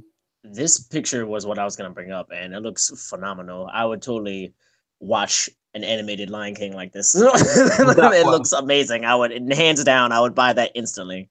Yeah, without question. Totally agree. I mean, Nicholas Gray, just extraordinary. Let's see. Next up, we have Team S. And anything here stand out? For me, Huzaifa. I was going to say the same thing. Even though he didn't make it to the next round, this piece was really fun. I mean, this was the first time we had like actual cross cosplaying going on done correctly, and the perspective that he did for this, you feel the action that's going on. It's exciting to see all these characters engaged with one another. Agreed. Yeah, I totally agree. Not only that, but also it's just that, like you said, the action is just like eye popping. It looks really cool. The longer you look at it, the more you see, and it just gets more and more interesting. Yeah, I mean, I totally agree. I mean, Huzaifa is on my list without question. I would love to see more from this young man. He clearly is talented. I must say, I am not as in love with this piece as you guys are. This piece excites me a great deal because it does something, frankly, that you won't see in a tournament, which is a lot of the camera set back. So we see a lot of full body imagery. A lot of times, artists kind of just give us half body shots. So this was an interesting piece for that reason. I hate the colors here. I mean, like the colors here are so. I totally agree. They need to be a lot more vibrant. Totally. I mean, exactly. Because when you're talking about, this piece has so much action to it. Yeah, but the color kills it. So like it doesn't. So like it's like it's like I said a few minutes ago about having a really great piece of artwork and then having a hand drawn speech bubble that no one can decipher. It's like the color work here does not serve this piece well. When you've got this many characters and you've got, I mean, just and I'll keep this very brief. The blue is the same for every single character, so no character stands out. So you've got Mario, Ryu down at the bottom. You've got the Hadouken being fired by Mario, Ryu at the top. You've got Chun-Li, Princess Peach with her blue tunic. You've got Cammy over there on the side. You've got Vega dressed as, I guess, the evil Luigi or whatever. It's all the same blue. Like there's nothing there to get you engaged with each character because the blue is represented on everything. And then don't get me started on Link having that kind of really stale hunter green, or Bison being rendered in the same pink as the mountains. Like there's a lot here that is unfortunately bad color wise that just ruins what could have been a really stellar piece. And frankly, I believe that's why he was up against Bailey Boutel, but he could have been against another artist. And unlike other examples, Troy Seymour Mullen being one, James Dawson being another, this is an example of an artist that I don't think had he gone up against another artist that he would have necessarily gone through, because I think the color work here wasn't that good. Anyone else? All right, moving on to Team B, round 2. Any work here stand out? I'm going to say Charles Williams again. I think his Galaxy Trio piece, I still am amazed that more people didn't love it, even though he did advance from this round, his matchup. But I think just the foresight to choose this series, we had to choose a Hanna-Barbera cartoon. The depiction, the muscles on the characters are so fantastic. Even the way he represents the muscles, utilizing color to highlight the line work. This is a piece to me that deserves a hell of a lot more. The worst part is the bottom. There's no question. The Galaxy Trio logo, the wasted space, but this is a really strong piece to me. I actually also liked the Keone pink knee. Not because of like the way it looks, but just because of, I guess, the concept. I mean, I would love to see this animated. Like, it just looks really fun, and I feel like that's like, you know, if that's what they were going for, they totally succeeded, because I would love to look at this. But I mean, it definitely could have been rendered a lot better, I think. Yeah, I think it does look really cool. Unfortunately, I think the framing here is not that good. I don't know what's happening. I don't know what, you know, like, it doesn't give you much to go on in terms of the action. He's getting shot. What Flintstone is getting shot by the Jetson dude. But I mean, you know, if he would have pulled out maybe and showed the gun shooting the beam, or, you know, changing the angle, I mean, there's definitely a lot of things that they could have done. But agreed. I mean, what I was saying is just, you know, the funness of it just made me say, oh wow, that's, you know, different. I haven't seen this before. So yep. For our Sweet 16, we had this theme, folks, was all about NCAA. So all the remaining people involved had to do the NCAA, and we've already referenced some of the people who made it to the finals. But I also want to give some love here to a few other people here. Frankly, I mean, all the pieces there I thought were really good. But I have to give a couple of shouts out. Jiro Dejima, who we haven't talked about a lot here. This piece actually I thought was horrible until I realized that he was really kind of trying to mimic that style from Japanese gag manga. And this piece has actually become one of my favorite pieces of the entire tournament. I like the color work here, the exaggerated faces that I thought before were just goofy. Now I totally get it. This is a piece that has grown on me significantly every time I look at it. I think this is actually a really kick-ass piece of art. Yeah, that picture still looks amazing to me too. Yeah. Anyone else? Gary Lytle, I really liked in this round. Gary Lytle, yep. That was an interesting piece, interesting choice. He had Duke kicking in the Kansas player in the nut. Well, the problem is you don't quite know where he's kicking him. I mean, there's still some rendering stuff that's not as good as it could be. The head looks a lot bigger than his body, little various things like that. But this was, in terms of just energy, like the AJ Valenti piece, this brought a lot of energy to the table. I totally agree. It's got so much energy, and like the intensity as well. It's very cool. I really like this piece. Yeah, like you said, there's lots of issues, but it's a lot of fun looking at this piece. It is. I agree. Morgan, any piece in this round? I love Richard Milhouse's piece for this. No question. Yeah. Action of all the characters. The one part I didn't like was that logo, but I mean, even with that in there, I think that this piece is just I can't not look at it. It's just the lighting, the perspective and the angle. It's fantastic. I love it. I totally agree. It looks like a movie. Like, I would totally watch this too. Yeah, no, I totally agree. This is kind of like Bailey Boutel. I mean, Richard to me, I thought was a dark horse for round 4. I mean, to make it to the final round, because his stuff just progressively got better. This is one of his best pieces of the entire tournament.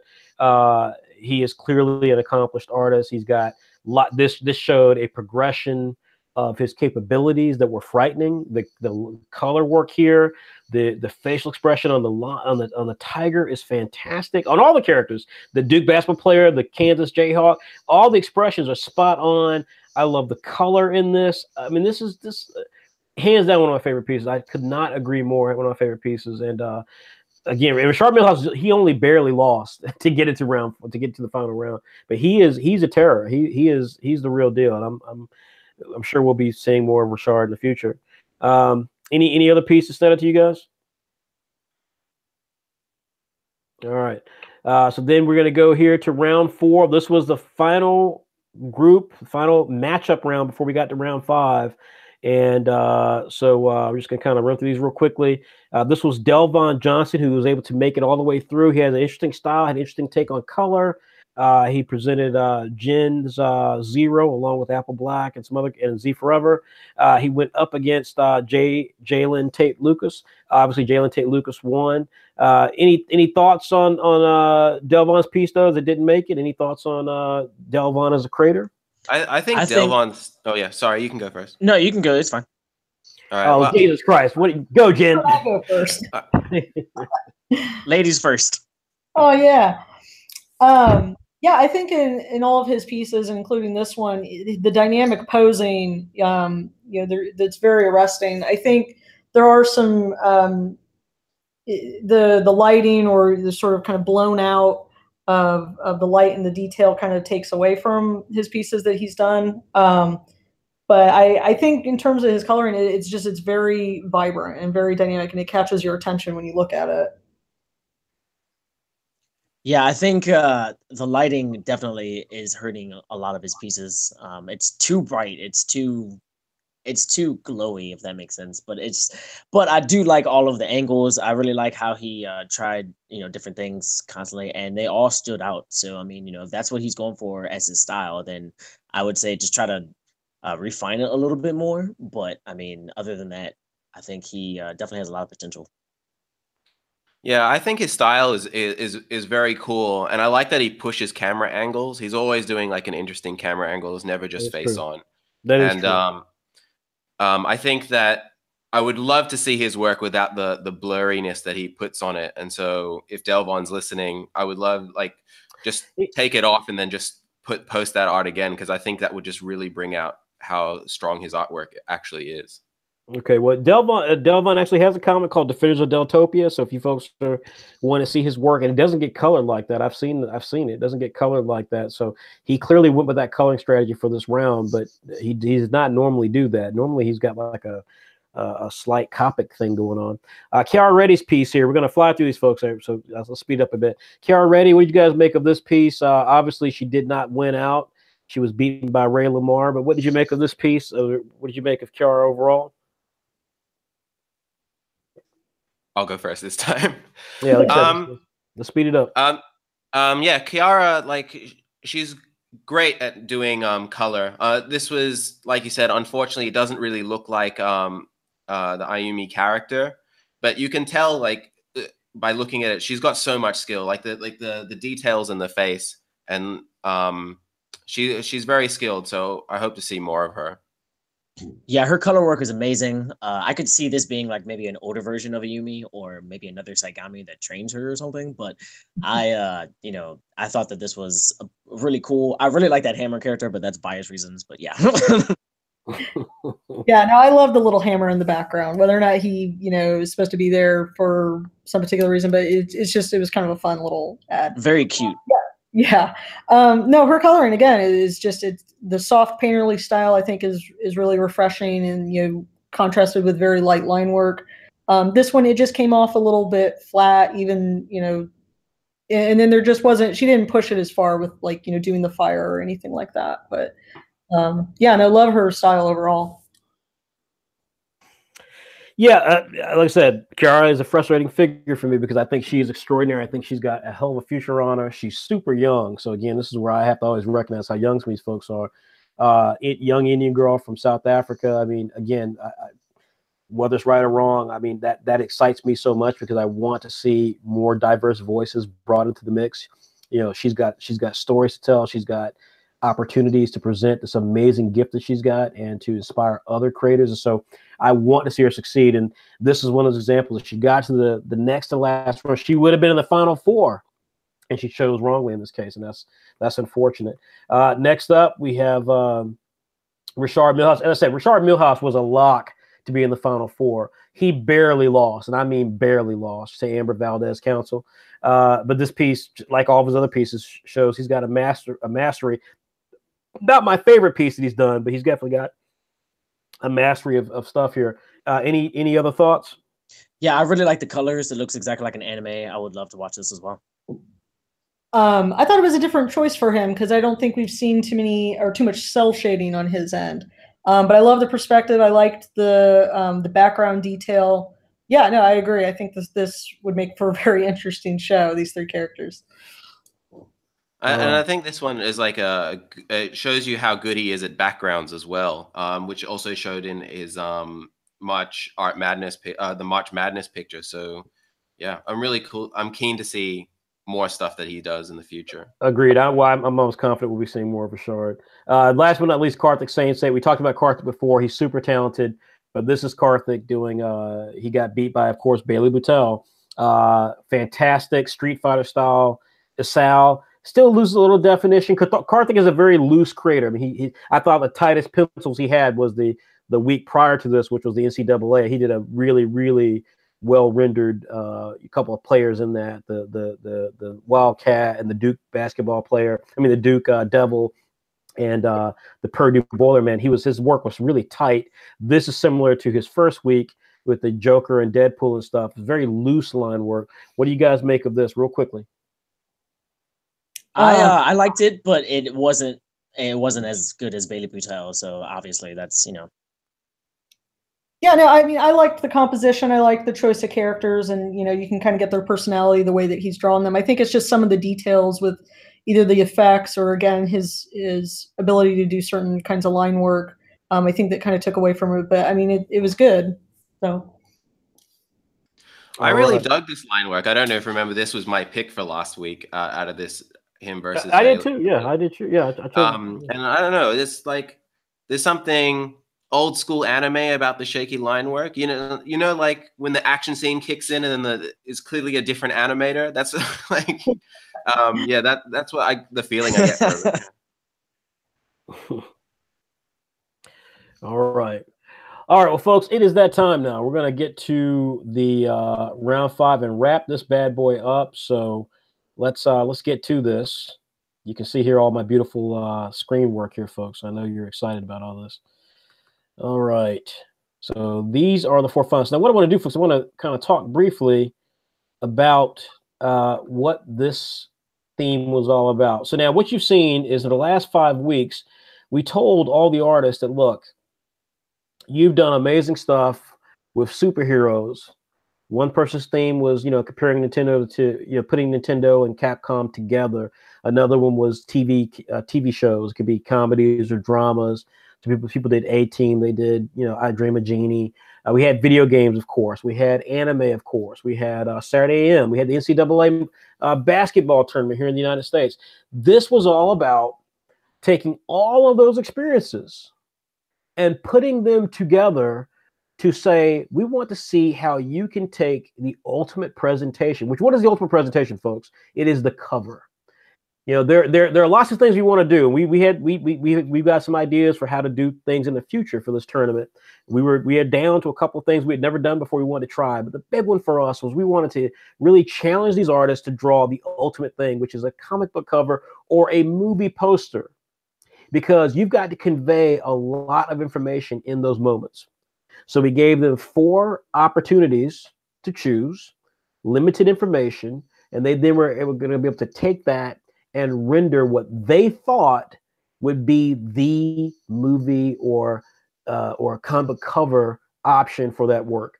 They were instructed to produce a logo. They were instructed to render an original character that would fit into what the film would be. So they had to guess what the film was going to ultimately be about.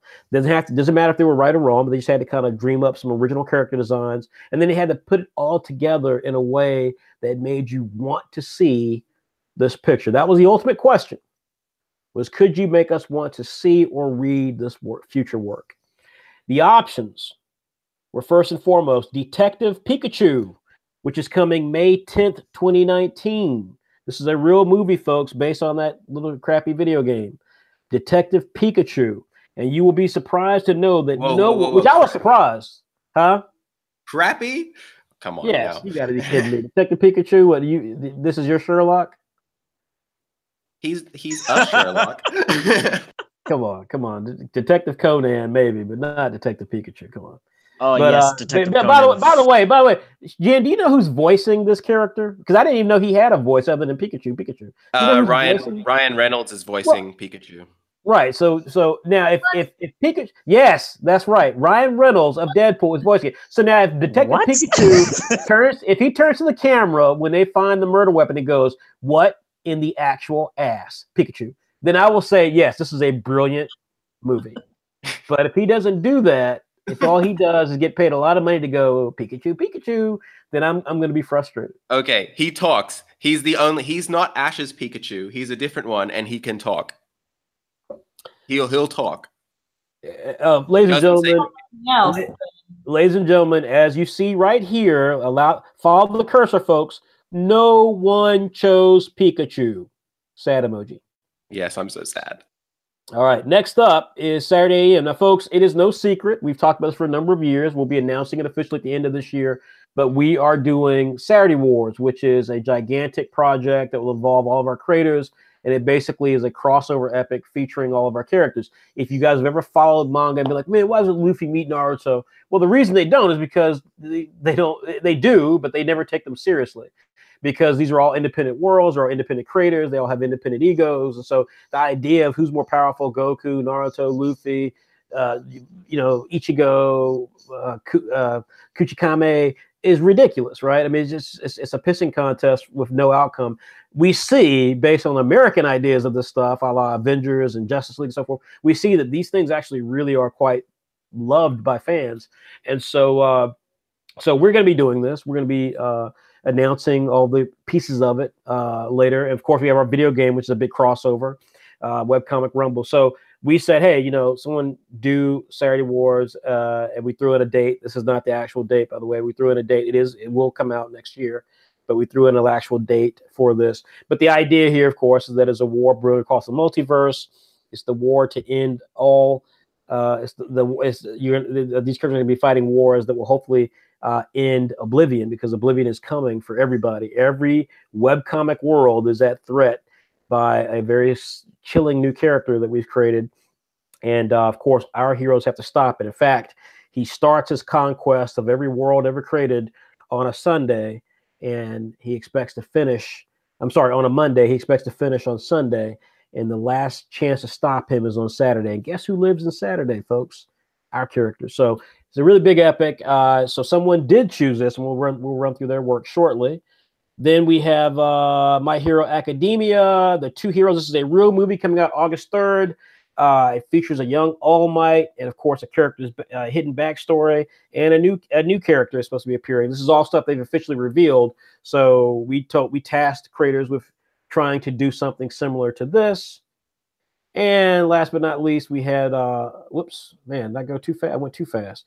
Then we have Avengers, which is coming out, Avengers 4, which is coming out next year. This is not Infinity War, folks. There's another Avengers that picks up after Infinity War. So the question is, who lived, who died? The artist was supposed to come up with that idea, that theory, and then represent that with an illustration. So with all that being said, guys, you ready? It's 10:11. We got to wrap up by 10:30 for Jen. So everybody ready?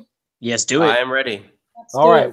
All right. Well, again, you guys will be sad to know there was no Detective Pikachu. So we will go first then into Saturday AM. This is from Ray Lamar. And right off the bat, I'm sad because this was not, this didn't follow everything that we were hoping it would. I'm enlarging it there slightly so you guys can check it out there. Actually, I don't know why I did that. Let me go back to this page here. Here it is. Let's see here if we can get that up on the screen. There we go. Okay. So this is Ray Lamar's piece. Now, let me give a couple of things. Ray Lamar got this to us late.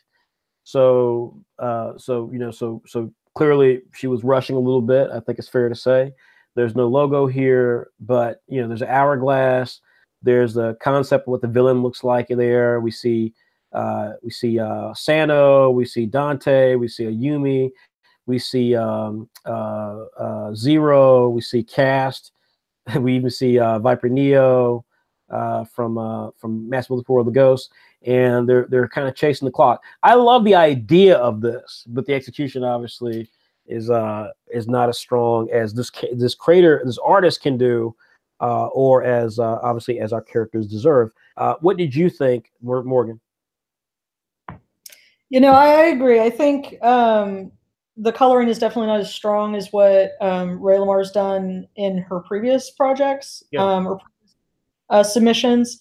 I think the characters, I like the choices. Obviously, my character's in there, but I think that the way that they're arranged is there's not as much consideration for how they're arranged or how they kind of flow into one another. They just sort of stop, or the colors stop. It's kind of a little disjointed. I really do like the villain. I think that's the one character out of all of this actually that stands out the most, even though he's in the background. I think the detail that was done in his neck piece, or this idea of what that character may look like, even the small gesture of his hand holding his face like that, I think that is actually the most, that's the part that my eye goes to out of all of it. Agreed. Yeah. Okay, agreed. Now, folks, like I said, guys, we got to hurry here. I mean, this is on Jen because Jen's got to leave at 10:30. We're going to keep going, but I want to make sure we get all this in. So, Jen, what did you make of this? I think there's a lot to like here. I like the setup. I like the story it's kind of telling, that like time's running out. Seems like there's some time travel elements. Obviously, the fact that Zero is in here. Now, I don't know if Ray Lamar has chosen this because she knew that we were going to be the judges, because we've been the judges every week. And so that's I'm sure Jay's sitting like, what? I know, right? Like, what's going on? Yeah, so I don't know if that says like my character design was cool enough that she wanted to put her in there, or she was just trying to kiss up to me. But I appreciate that he's there. But I think the coloring is what's holding this back. And what I would say to a lot of traditional artists is a little quick side note, is that if you're doing stuff traditionally, once you've done your line work, what I would do is scan it in and then color it. So that way you can possibly use that line work again with digital coloring. Because I think if this was digitally colored, it would look much, much stronger. No question. No question. Jay, what did you make of this? I totally agree with all of you guys. I wish I would have known all of the fact that you're supposed to add the logo and all this other stuff, because I liked it until you said that. And then I was like, okay, well, it does seem unfinished now that you say that. But I agree that the colors need to be stronger. I like the idea of it. I can totally see this type of image inside of Shonen Jump and stuff like that. So I like what she was trying to go for, but unfortunately, she ran out of time. Yeah, I mean, like I said, no pun intended. it was fair enough. And like I said before, I mean, she notified me she was running late and stuff, and so I can't help but take that into consideration. But again, I love the idea here. I totally agree about the villain. I like some of the characters chosen. I actually like the cast. The cast here is fantastic. I love Cass in the little corner right there. I like, I like a lot of the characters here. I mean, Santa's not as strong, and it's hard to tell with Zero exactly what's going on. The color work here is atrocious. Even in the sand kind of kills me, because like the sand is coming out of the jar and it's just randomly pouring down the heads of characters, and I'm like, why? Like, I mean, like there's like the characters don't notice it. Like Sal, Bully Eater, is just kind of looking off to the side. Sand is coming down the side of his face, and then like why is that a choice? Like this, that really bothered me. Because I'm thinking, like, would he not make an expression about it? Is there there's a way, if you're gonna have sand impact the characters, there's a way to do that is profound and artistic and affects the piece. This is just like random sand falling on their head while they're trying to look serious. And so it's so there's a lot of choices here that didn't work. I agree, the idea of it deserves a lot of credit. Next up we have my bad. Next, that's right. Sorry about that. Next up we have Avengers. We had two people who chose Avengers. And no, we didn't. We had one person who chose Avengers, and that is Jalen Tate Lucas. And here's his piece. What did you guys make of this? I think he has a strong sense of how important silhouettes are. The fact that like a lot of these characters are just white silhouettes, and you know who they all are, is really awesome. I really like how he did that. I think the composition is very cool. Though Captain Marvel's face is a bit crazy for me, even though I like Jalen Tate Lucas' little taste of crazy. I think this is a bit too crazy for me. But overall, I think it's very cool. I really like the design of it, of this poster. Morgan? Yeah, no, I love the composition. The character in front, I think maybe that is a bit of a strong face, but it's very arresting. I would disagree about the silhouettes. I like the idea of the silhouettes, but I know nothing about those characters. So I think it makes it difficult for me to really understand everyone that's in it. So if I were looking at this as a stranger who knows nothing about the Avengers, I think it would be nice to kind of know all of the different unique characters that are in it. But I mean, but that's a stylistic choice. Love the coloring, love the composition. All right, Jay? Yeah, that face in the front is not working for me either. But everything else about this picture looks great. I totally agree with Jin and the silhouettes. I understand what Morgan was saying. If you don't know anything about Marvel, then this isn't gonna grab you. But because I know about Marvel, I like the fact that it looks so cartoony and different than Marvel, but it still like has that same homage to it. And because of that, I like this piece. But yeah, there's definitely some things that could have been improved on. Yeah, I'm separate from you guys all the way. Like this to me is one of the weaker pieces in this round. I'm a huge fan of Jalen Tate Lucas, but as I said at the very beginning of this, I'll say again, Jalen is an artist, and I'm listening to you guys talk, and I'm thinking I don't think this would pass muster with the average fan out there. If you again, when you're a style-based artist, then you know going in that your style is going to be as much a detraction as an attraction. And because of that, this to me just doesn't work at all. Like, I mean, the colors are really strong here. Captain Marvel doesn't really even bother me, her face and so forth like that. That's not the least of my concerns here. The fact is that, look, if you're like, there was a way to do this poster and be Jalen Tate Lucas that was really heavy on the style. And by style, I mean more artistic. The silhouettes, for example, I think is really cool. Then do something that's really heavily stylized. Do a heavily stylized, it's not actual characters in primary colors. It's more stylized. It's like silhouettes flying, and there's like a raised fist, or there's a, with the Infinity Gauntlet, or there's Adam Warlock, floating in the center, in a really kind of artistic pose, and then these things flying. But this is a film that we know is a really live action spectacle. And then you give me this, and it's like this does not give me what I expect to see in that film.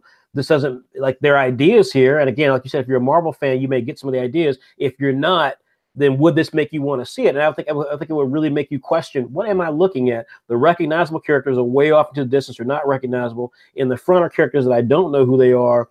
And then on top of that, they're rendered in such a stylistic way that just takes me out of it, because it's trying to be real in some cases. In other cases, it's trying to be more cartoony.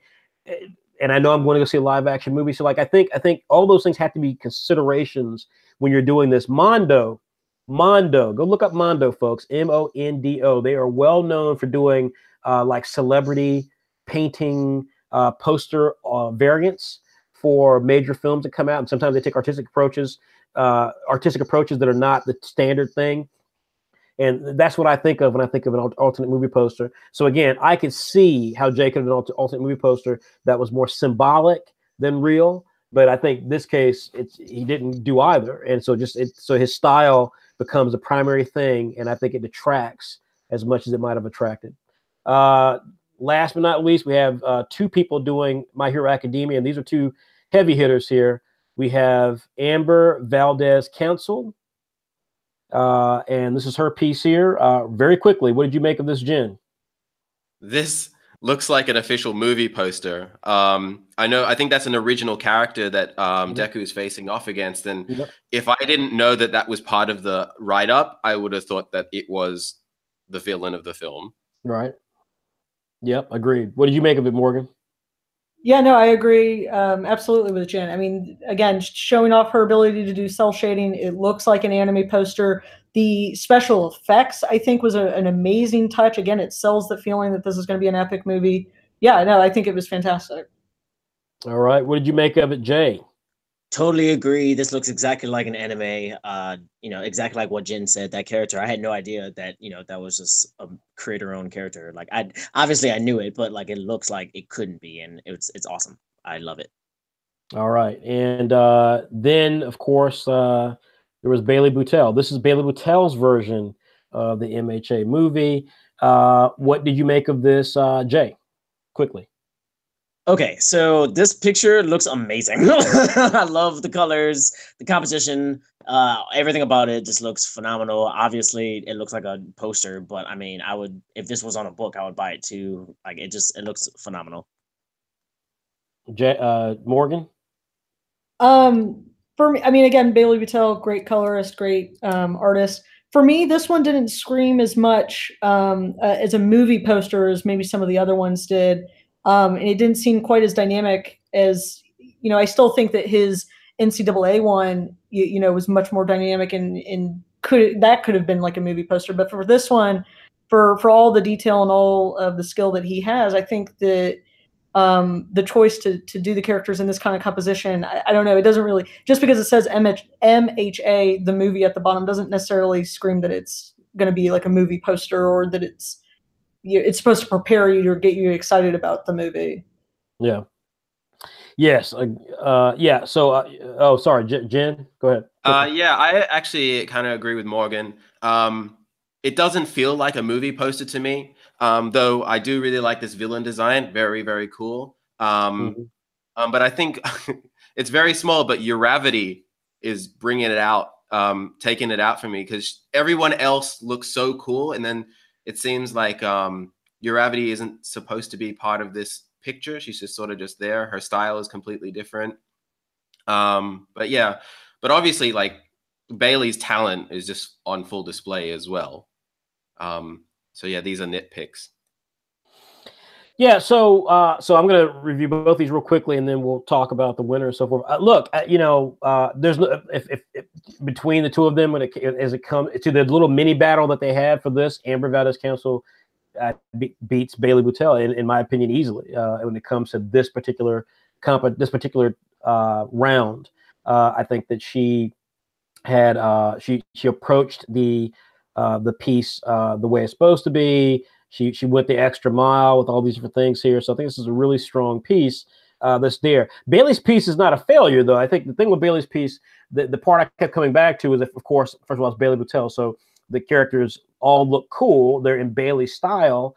Bailey's less anime-centric than Ambar is. So, his stuff is different, and the characters therefore look different. But the immediacy of the speed character and kind of just the intensity in him, Deku, All Might, Byakugo, they all to me look like really cool renditions of those characters. In fact, there are characters in here that are fan favorite characters that are not in Ambar's picture, which is important, like the Mineta character and so forth. So I think it's interesting. I do like the character design of the bad guy better in this scenario than what Ambar had. So and this poster, as I was saying earlier about Mondo, this poster is closer to what Mondo would do. Mondo would take a stark approach. So they would either go super stylistic, something I think Jalen Tate Lucas did not actually do, or they would go super variant, meaning that it's still selling you on the property as you expect it to, but it's stark. Like so it's presented on a white background. It's just a piece of character artwork that's meant to signify what this is. Really good character artwork, but more artistic on a white background, yada yada. And I think this actually captures a Mondo poster. So it does still do the poster thing. It just does it in a less obvious way than Ambar. No question, though, Ambar goes the extra mile, nails this piece, but I think these two are closer than they would go. So here's what we're going to do. We're going to read through the various votes, and then we're going to come to you guys and give your votes, and we're going to go from there. So with that being said, we posted this, folks, for for people to vote, fan votes, and here were how the votes came in. We gave you each person and asked you to vote and give us a totality of votes for where you think that person should rank, and this is how it played out.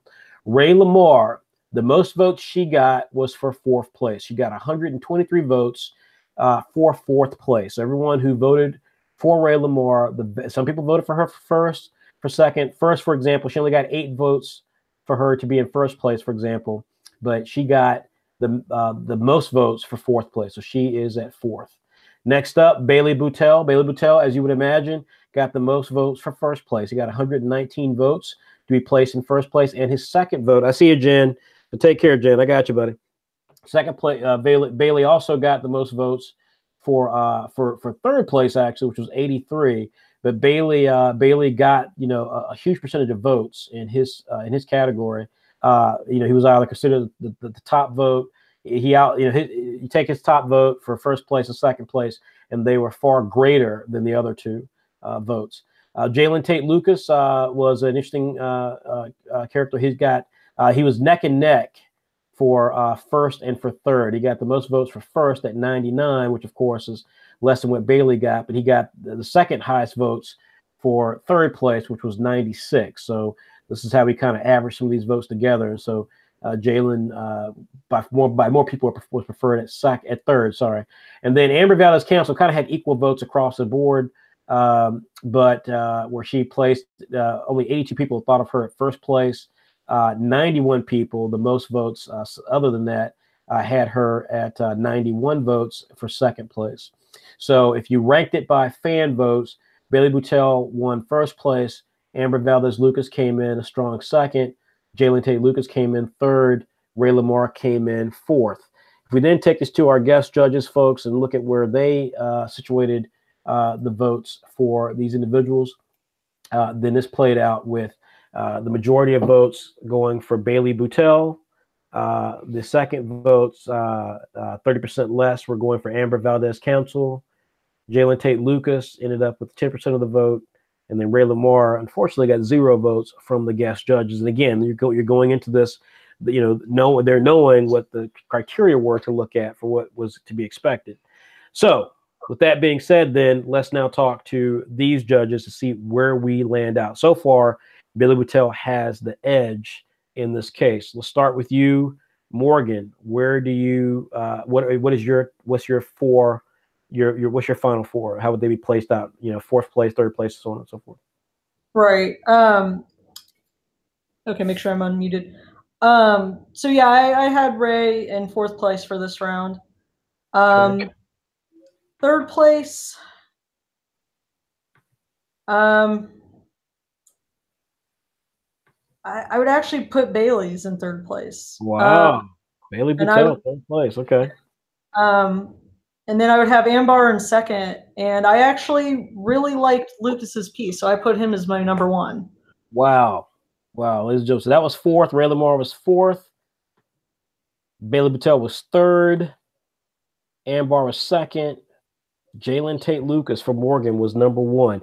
Jay, what about you, my man? So fourth was Ray.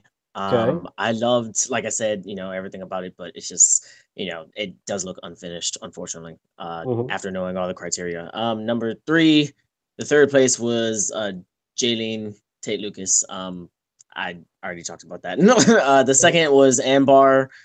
I really liked hers. It looks amazing. It looks exactly like an anime. It's just Bailey's looks more intriguing to me. So that's why it's number one. It has more going on. And I don't know, maybe it's just a personal preference. I like, busy work sometimes. So it's just the longer I look at it, the more I can see.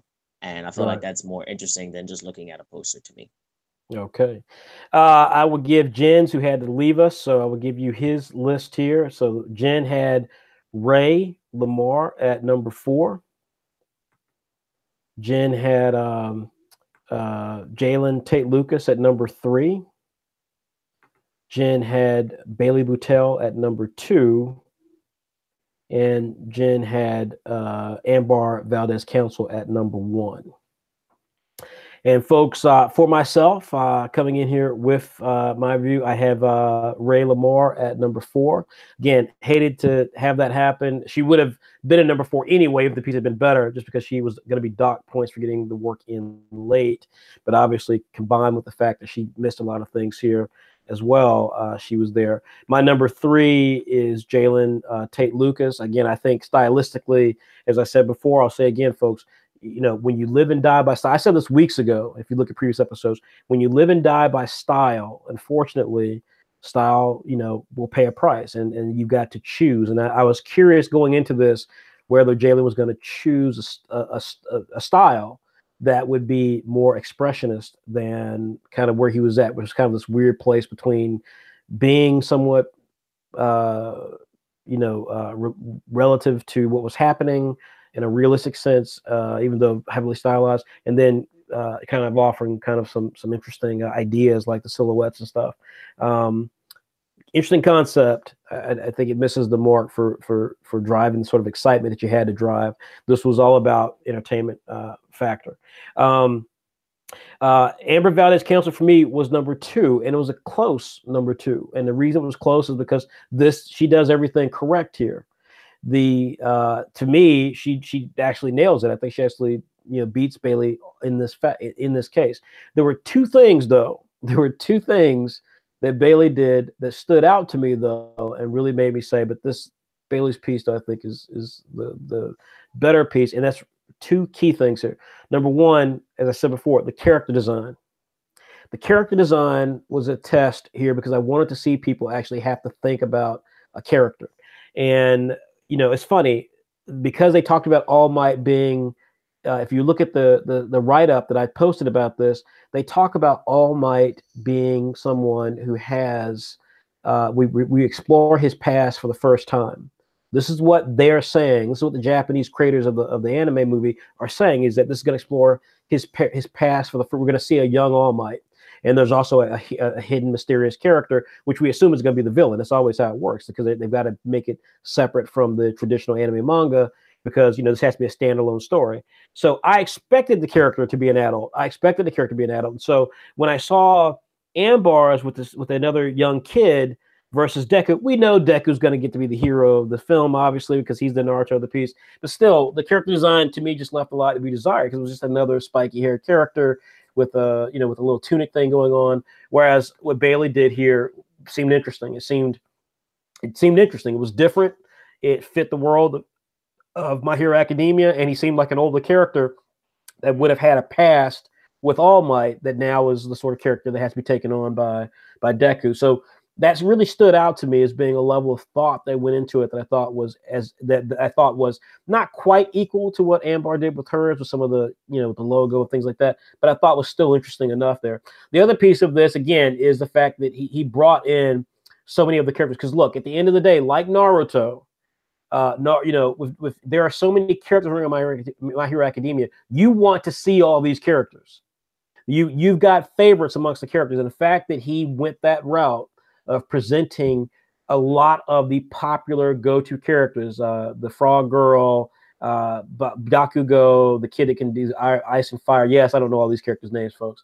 Mineta, the little horny toad, which we know would be a character to be in the film because he's just a comedy release. The Speed Guy, which I just love the expression on the Speed Guy's face. He's like he's ready to take off, even though it's a half shot there.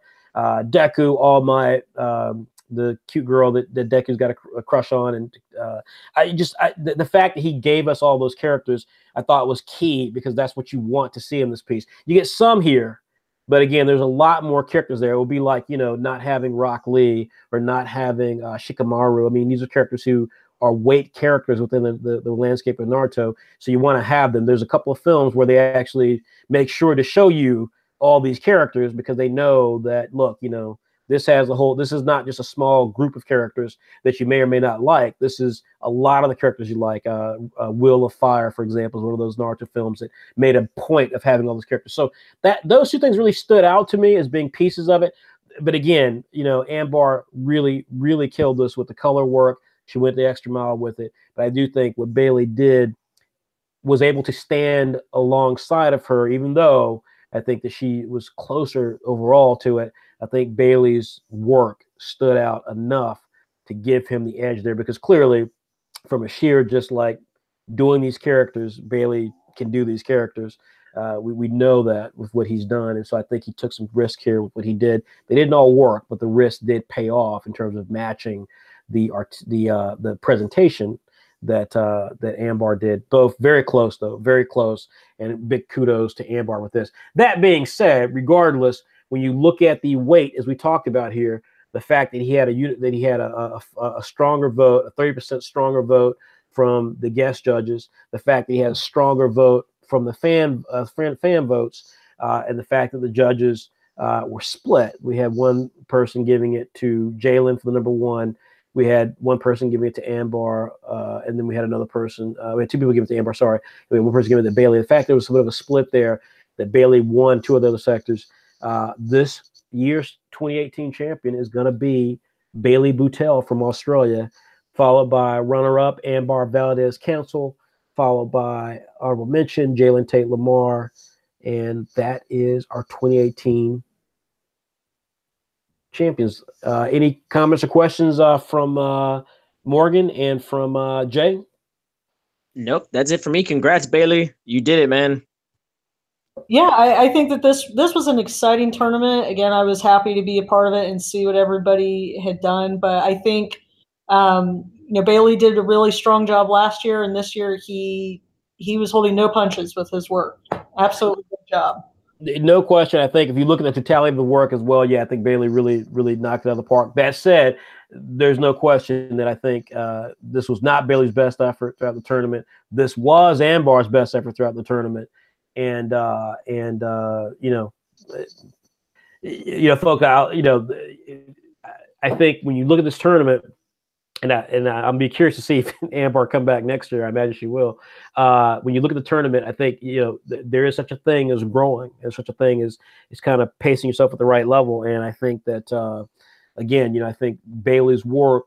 There's no question of the votes that he got. I'm sure some of those individuals were voting with Bailey, with the understanding of Bailey being this person who has really done well throughout the tournament. Obviously, you got to look at the pieces one by one, but I think Bailey's preceding work really helped him. This was not the jump off the ledge sort of misfire that we've seen other creators do.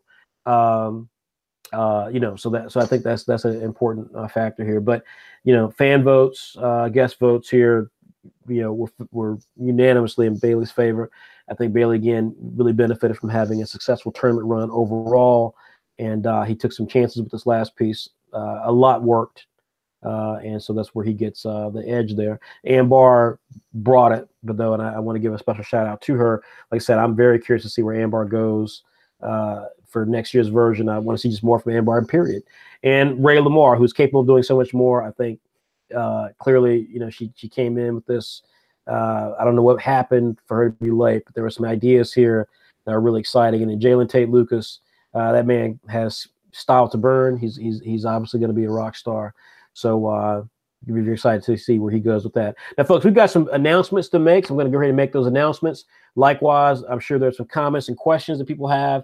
So I'm going to be free for another 15 to 20 minutes to talk about what's coming up and to answer any questions that are there. So is anyone following this thing to see if there's comments and questions coming in the chat? I'm looking at the chat right now. I'm not seeing questions just yet. There's a lot of congratulations and stuff going on, but I'll keep an eye on it for you. Oh, yeah, I appreciate that. All right, well, folks, let me take a moment then to kind of do a few things. Here's some housekeeping things. First things first. Let me go back here to. Yep, you're seeing all the magic, folks. We're going to all the magic here. Again, folks, I'd be remiss if I don't pay some special attention to our vendors here, so I'm going to do that. Folks, again, White Manga has worked in Comic Draw. He's got a fantastic 5-part video series, including a review of Comic Draw. This is an iPad application that allows you to create comics from the willy to the nilly, meaning that from the script phase to actually hitting the button to distribute the comic. We are huge supporters of Comic Draw and their makers, Plask. They are huge supporters of Saturday AM. Please check out this company. You can go to their website, plasq.com, and check out the page for Comic Draw. As you can see here, folks, you can literally do it all. You can draw, you can color, you can ink, you can letter, you can distribute, you can import scripts. This is an amazing application. If you never want to pay for paper again, if you never want to have to worry about trying to scan your artwork, go to a scanner or buy a scanner. If you want to be able to work free of a computer, it has some mobility, obviously via tablet. If you want to have a tablet that can do lots of stuff, if you want to get inspiration, so you want to watch some Hulu anime or Crunchyroll anime and then draw, you can do all of that with an iPad. You can get a used iPad, folks.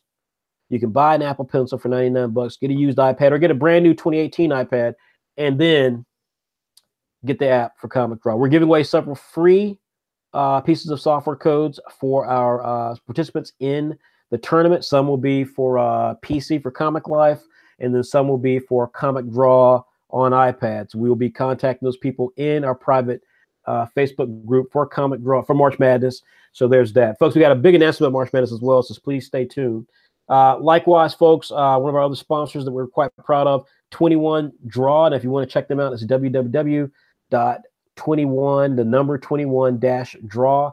And folks, this is a hardbound, beautiful tutorial book, like a textbook sort of tutorial book that you would get at a college or something like that. It is full of extraordinary tutorials on how to create art, whether it's perspectives, backgrounds, buildings, feet, hands, action scenes from the best artists in the business.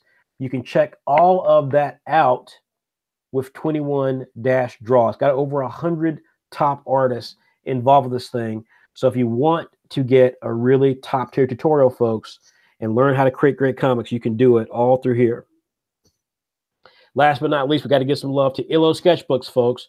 The Illo sketchbook, this is the perfect 8x8 square product where you can take it with you, draw on the road, draw in a convention hall, sketch while you're at your parents' house on the kitchen table. This book is durable, folks. It is got a leather-bound presentation, but it's a fall leather. It's got grippable sort of feel to it, like a basketball. This is a really strong production. It's a over 100-pound, 122-pound page paper, meaning that you can draw lots of heavy work on this piece, whether you use whatever tool you use, Copic markers, inks, so on and so forth, watercolor, and it will absorb it and allow you to present it the way it's intended without bleeding through the rest of the pages. You got over 100 pages to be able to create content with, folks. So do yourself a favor. Buy an Illo sketchbook. It's ILLO sketchbook, not sketchbook, sketchbook.com. Go there, check it out. Use offer code Saturday AM, and you walk out of there with a brand new Illo sketchbook. Folks, this is a handsome addition up there with Moleskine, and it doesn't cost Moleskine prices. $16.75 is a cost for a 8x8 size, perfectly square book to draw and create in, and you can get that sucker. You can get it for 20% off of $16.75, which will place you in the $13 to $14 range, and that is if you use offer code Saturday AM. Go check it out, folks. But again, give a big shout out. We wouldn't be able to do this tournament this year without it. A lot of our participants for this year's tournament will be getting things. They've all gotten free subscriptions to Saturday AM, and so they'll be all getting cool things from there. Folks, we got some big announcements, so let me go ahead and jump right into them. You're looking at everything happening here. So we're going to start first with Saturday AM Supporters Club. Folks, we are changing our subscription. As we said, folks, we do a $5 subscription. You get 20 issues a year. Folks, we are changing the game. We are going to be changing things up, folks, beginning after we take our break. Now, right now, we have issue 84. It's out right now. You can go get issue 84 right now. It's got Titan King on the cover. It's 99 cents if you want to buy it. If you subscribe, it's just $5. But, folks, I want to tell you, we're going to be doing something a little different. Starting when we return from our break, after issue 85 will come out towards the end of this week, we will then debut. I mean, we're going to go on a break. We go on a break. Every 5 issues, we take a break. We're going to go on a break after Wizard World this weekend. We're going to talk about Wizard World in a minute. After Wizard World this weekend, folks, we're going to go on a break. When we return, we will begin issue 86, which will run through issue 90 before we then take another break. With issue 86, folks, though, things change. Everything changes. We're still doing 20 issues of Saturday AM a year. We're still producing Saturday PM. But Saturday AM now is going to operate differently. You will be able to get the magazine and read the magazine for free on our website.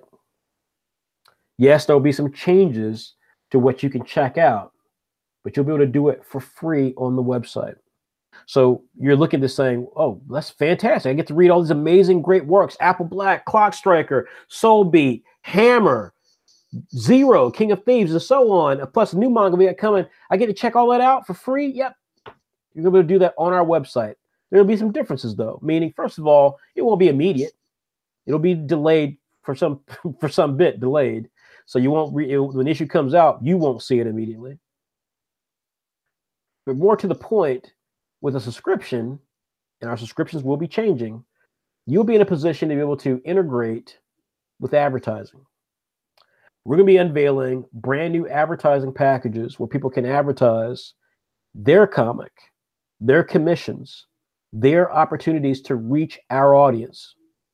Folks, very few people really have embraced the idea of advertising the way that we have, because we don't bombard you on our website with ads. Well, that's why we're not a webcomic site.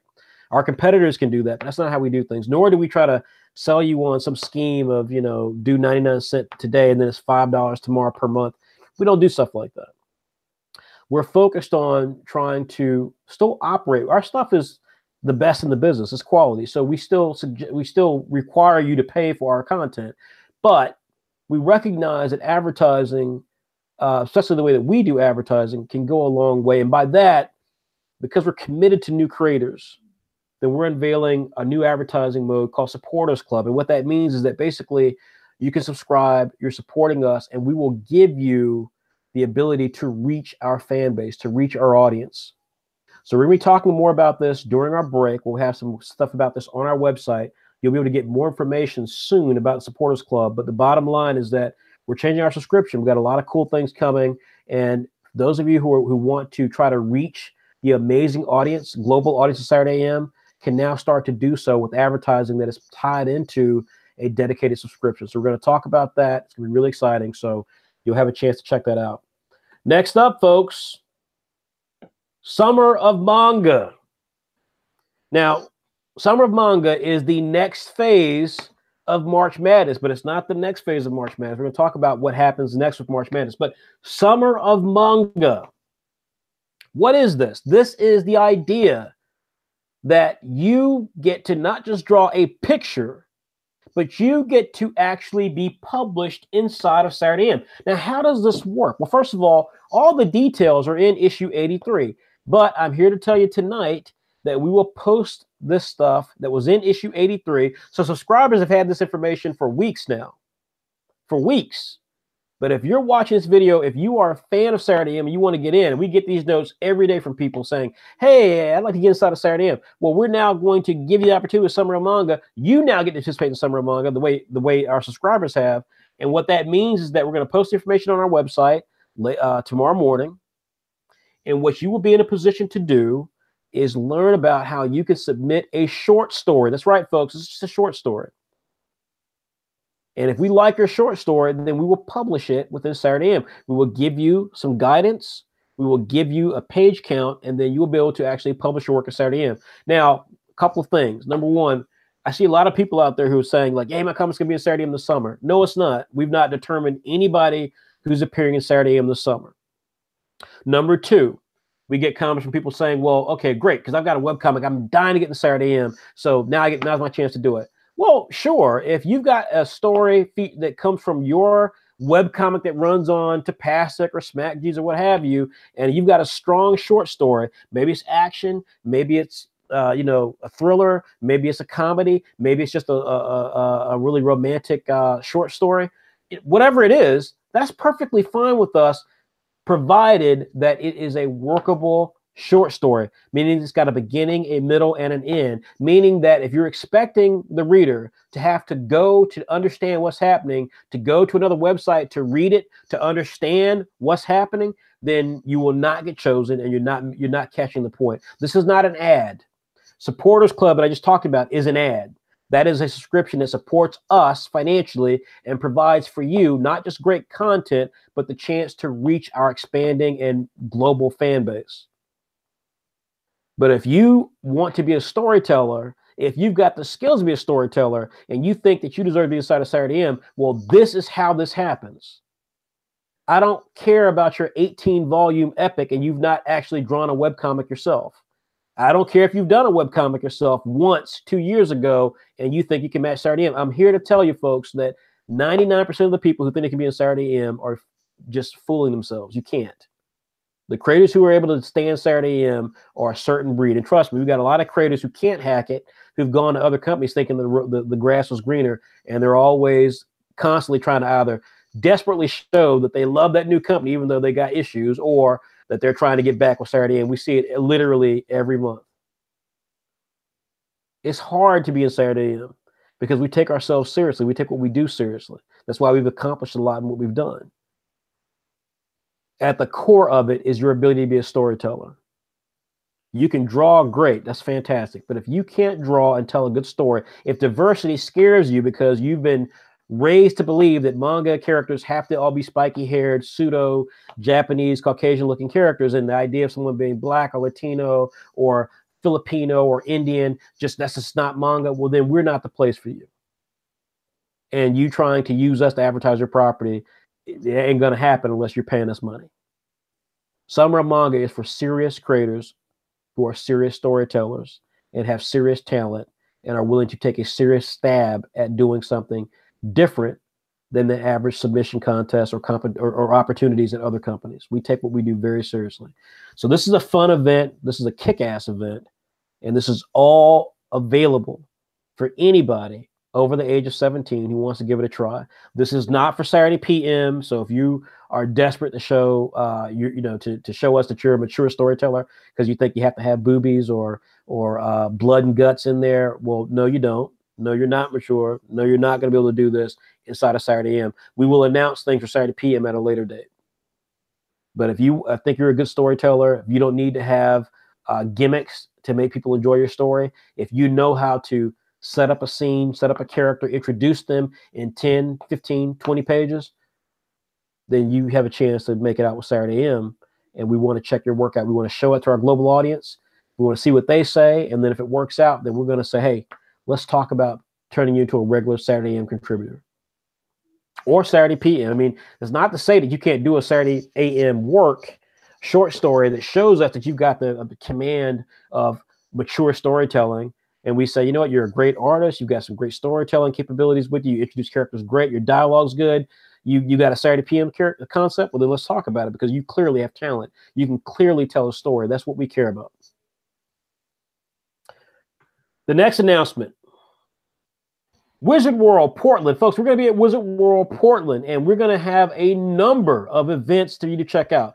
Myself, Jay Oden of Hammer, Morgan Walker of Soulbeat, and Stephen Alcade, who's one of our staff writers. He does some amazing interviews. This issue 84, he does an interview with Sol Press, SOL Press. They're a novel company, a visual novel company. Folks, if you want to come meet us and you are in Portland, come to this show. Not only will we have some giveaways featuring Illo sketchbooks and 21 Draw, not only will you have a chance to check out Comic Draw by Plask, literally check it out, see it, try to test yourself drawing something on the tablet and so forth. Not only you get to do it, you get to buy some exclusive content that is not available anywhere else, including a subscription to Saturday AM. You'll get to be able to be in a position to get a product signed. You'll be able to get to check out new apparel that we've got. For the first time, you'll get to see it. So a lot of cool stuff, folks, you get a chance to check out at this show. And we've got panels. We'll be doing a panel on diversity.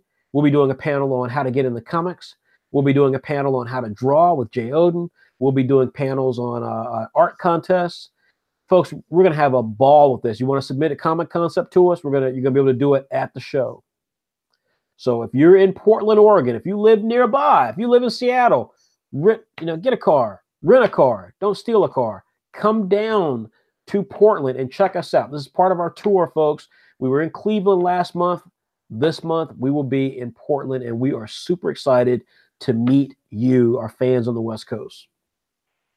The last announcement, folks, is all about March Madness. Now, this event was extraordinary. Kick-ass talent from all over the world, from Australia to India and all places in between. Talents like Ambar Valdez, Cancel from Puerto Rico, Bailey Butel, our winner from Australia, Karthik Sainsay from India, Kiara Reddy from South Africa. Folks, Saturday AM is global. This tournament, no one else has a tournament like this. Every note we get talks about how, even though we had a lot of mistakes along the way, folks, we sure did, but people love this tournament. They love this competition. They love what it forces them and puts them in a process, puts them in a position to have to do. It's like NaNoWriMo, that little thing that they do in November. It helps people try to write novels. It's kind of like that, except this is far more competitive, far more challenging. Well, we're doing March Art Madness in 2019. We've already got some things planned for that to make that the best version of the tournament that we've ever done. But folks, what we recognize is that as Saturday AM gets big, as Saturday PM gets big, as our video game comes out, as other announcements we're going to make happen, we've got this amazing platform, and we want to continue it. Folks, we're officially announcing the Fire Art League. Now, this is not the final logo. This is not even the official logo, but the Fire Art League.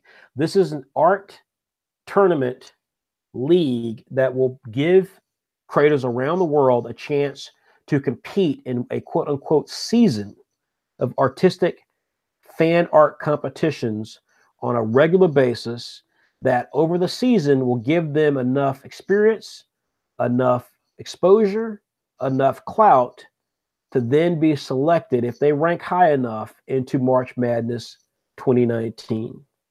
There will be prizes for these tournaments that will rival the prizes that we've done for this year's March Madness, meaning that next year's March Madness will be insane. We are so excited about this, folks.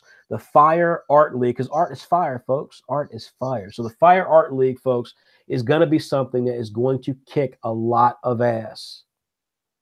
Think about it. Your artists in Africa, you're going to get to compete against each other. Your artists in Asia, you're going to get to compete against each other.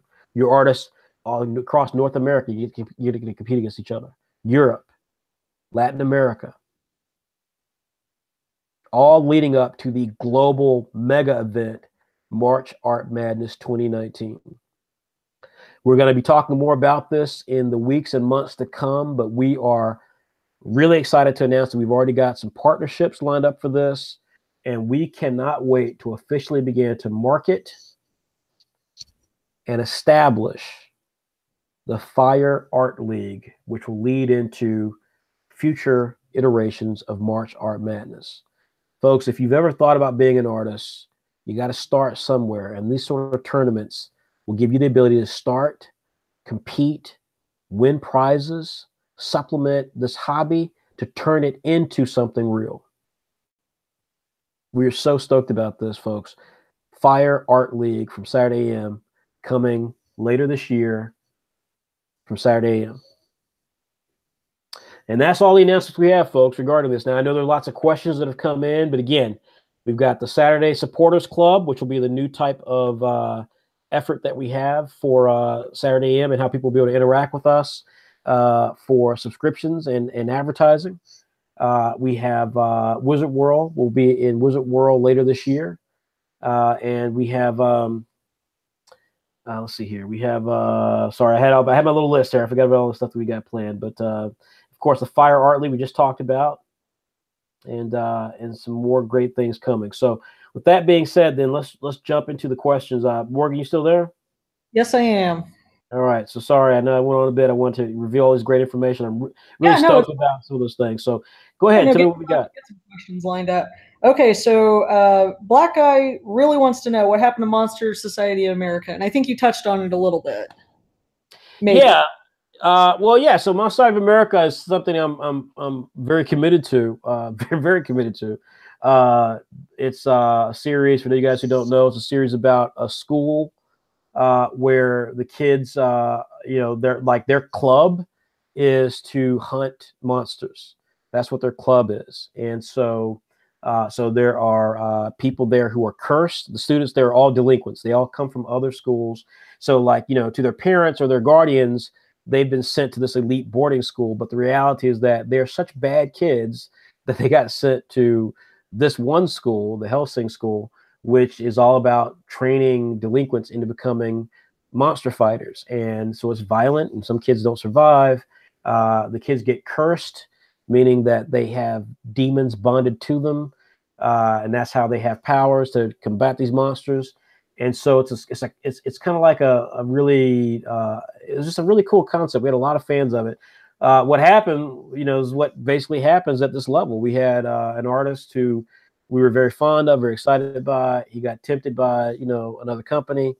Didn't really let us know. And as you guys can tell, I'm very open. I'm blunt. There's no question that I'm going to tell you what you want to hear, whether you want to hear it. I'm going to tell you the truth, whether you want to hear it or not. But, we've occasionally had creators who just, they decide to go another way. And, that's completely up to them. We can't force people to work with us if they don't want to work with us.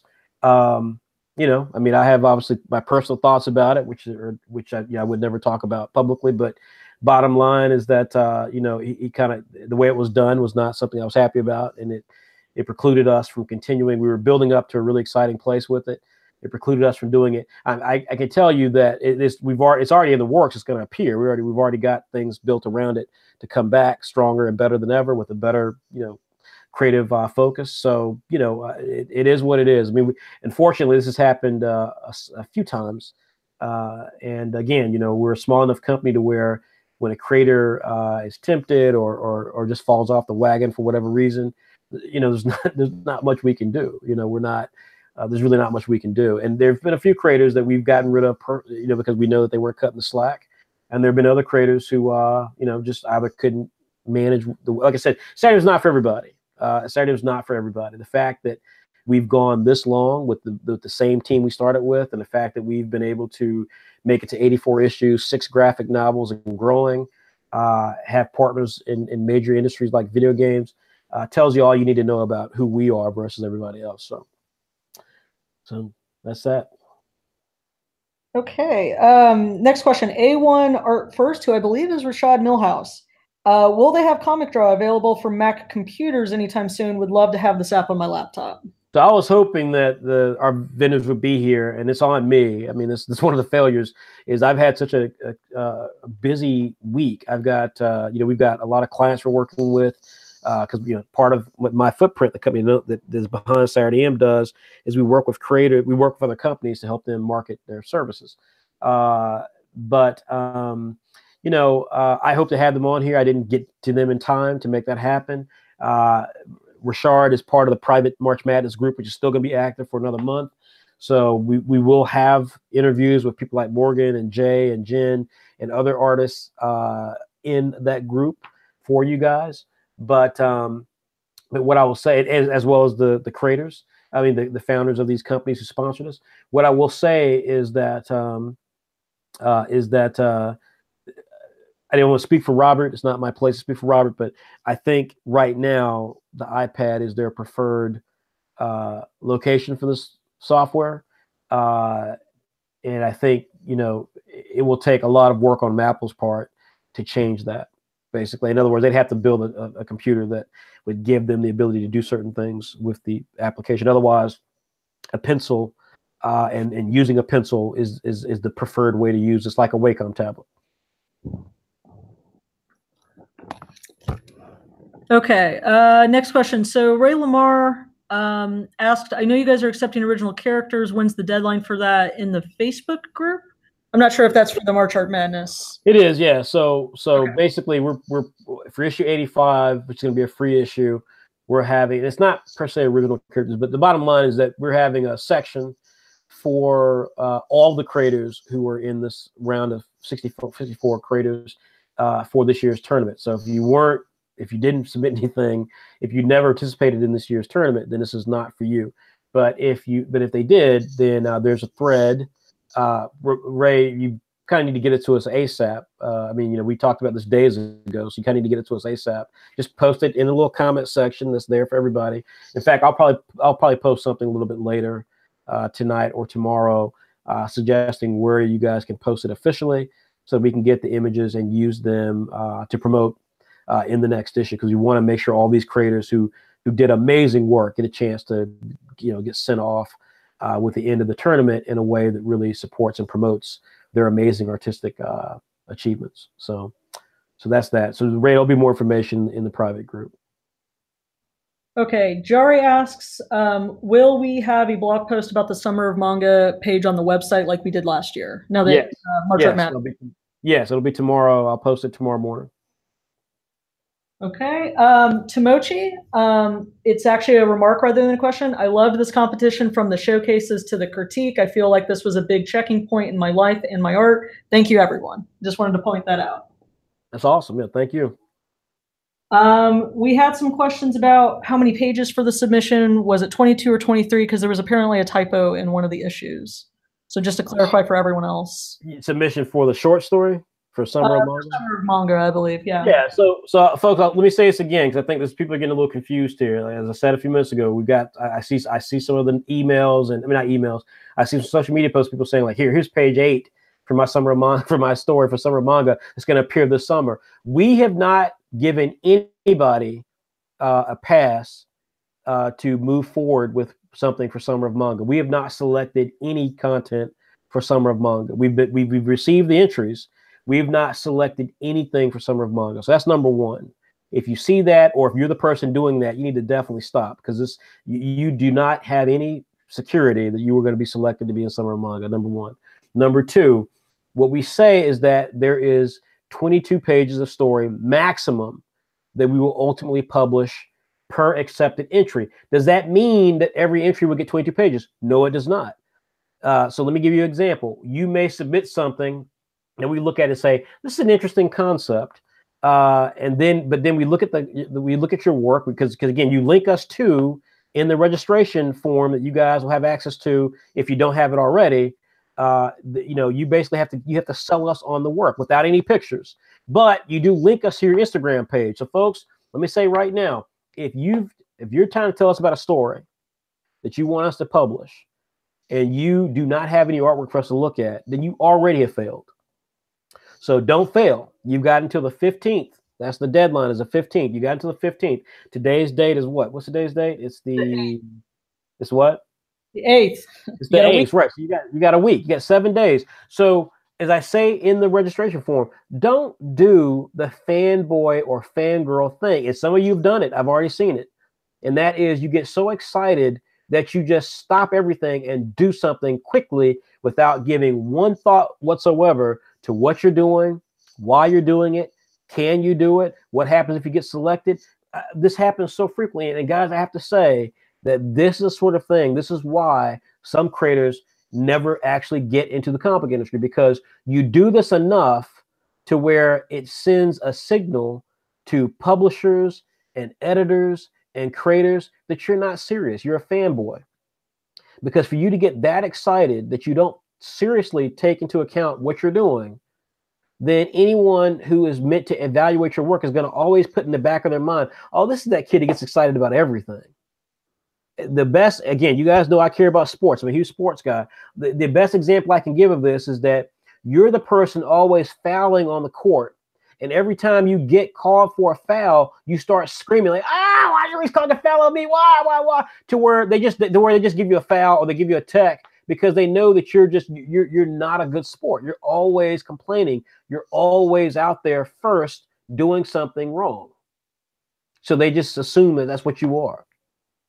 Don't make a bad first impression. Don't make bad second or third impressions. If you made a bad first impression, stop making bad impressions. In this case, the rules are very clear.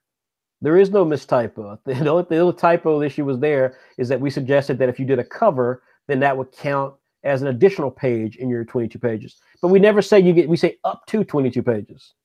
Meaning that, again, you submit your story, we're going to look at the story and evaluate it. We're going to say, this sounds like a really cool idea. And then we're going to go check out your artwork.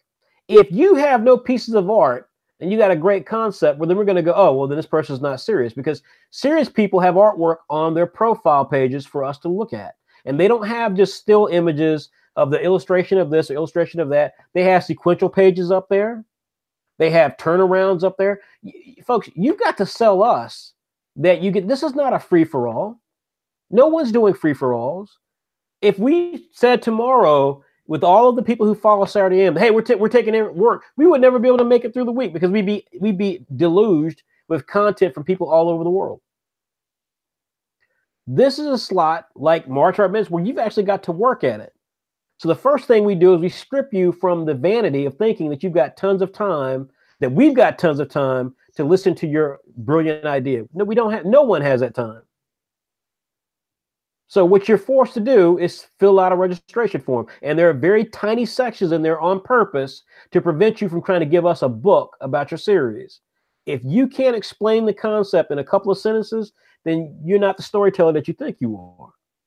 And yes, I know it's nervous. I know that it causes, a lot of nervousness because you're being put on the spot, but that's why you don't rush to do it. You got until the 15th.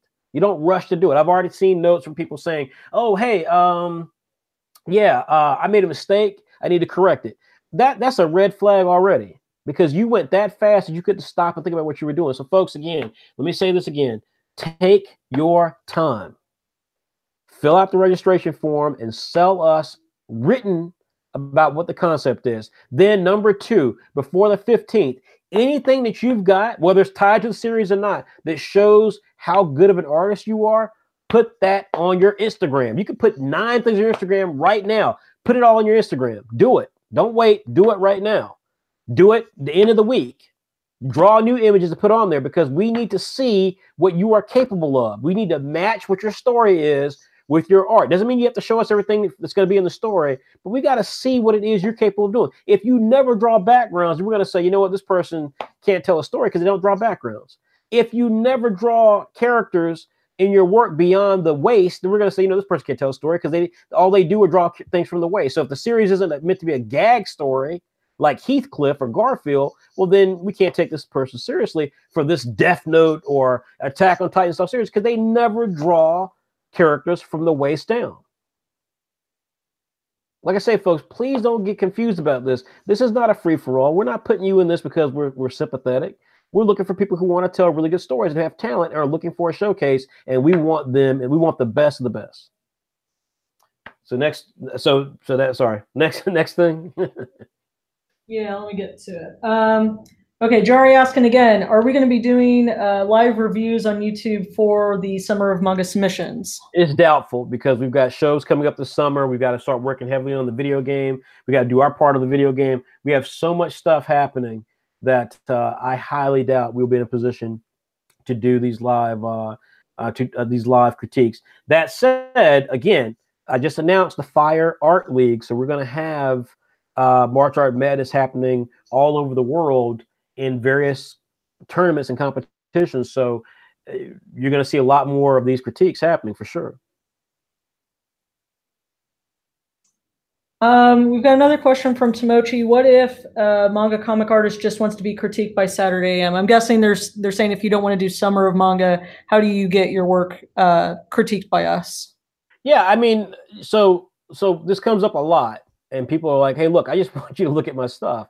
And this is where, you know, look, I said this many times. I'm a lot older than so many of you guys, so when I express myself the way I do, it is not based out of some need to belittle or demean you guys. In fact, I think when I'm blunt, it's because I have a lot of respect for you guys.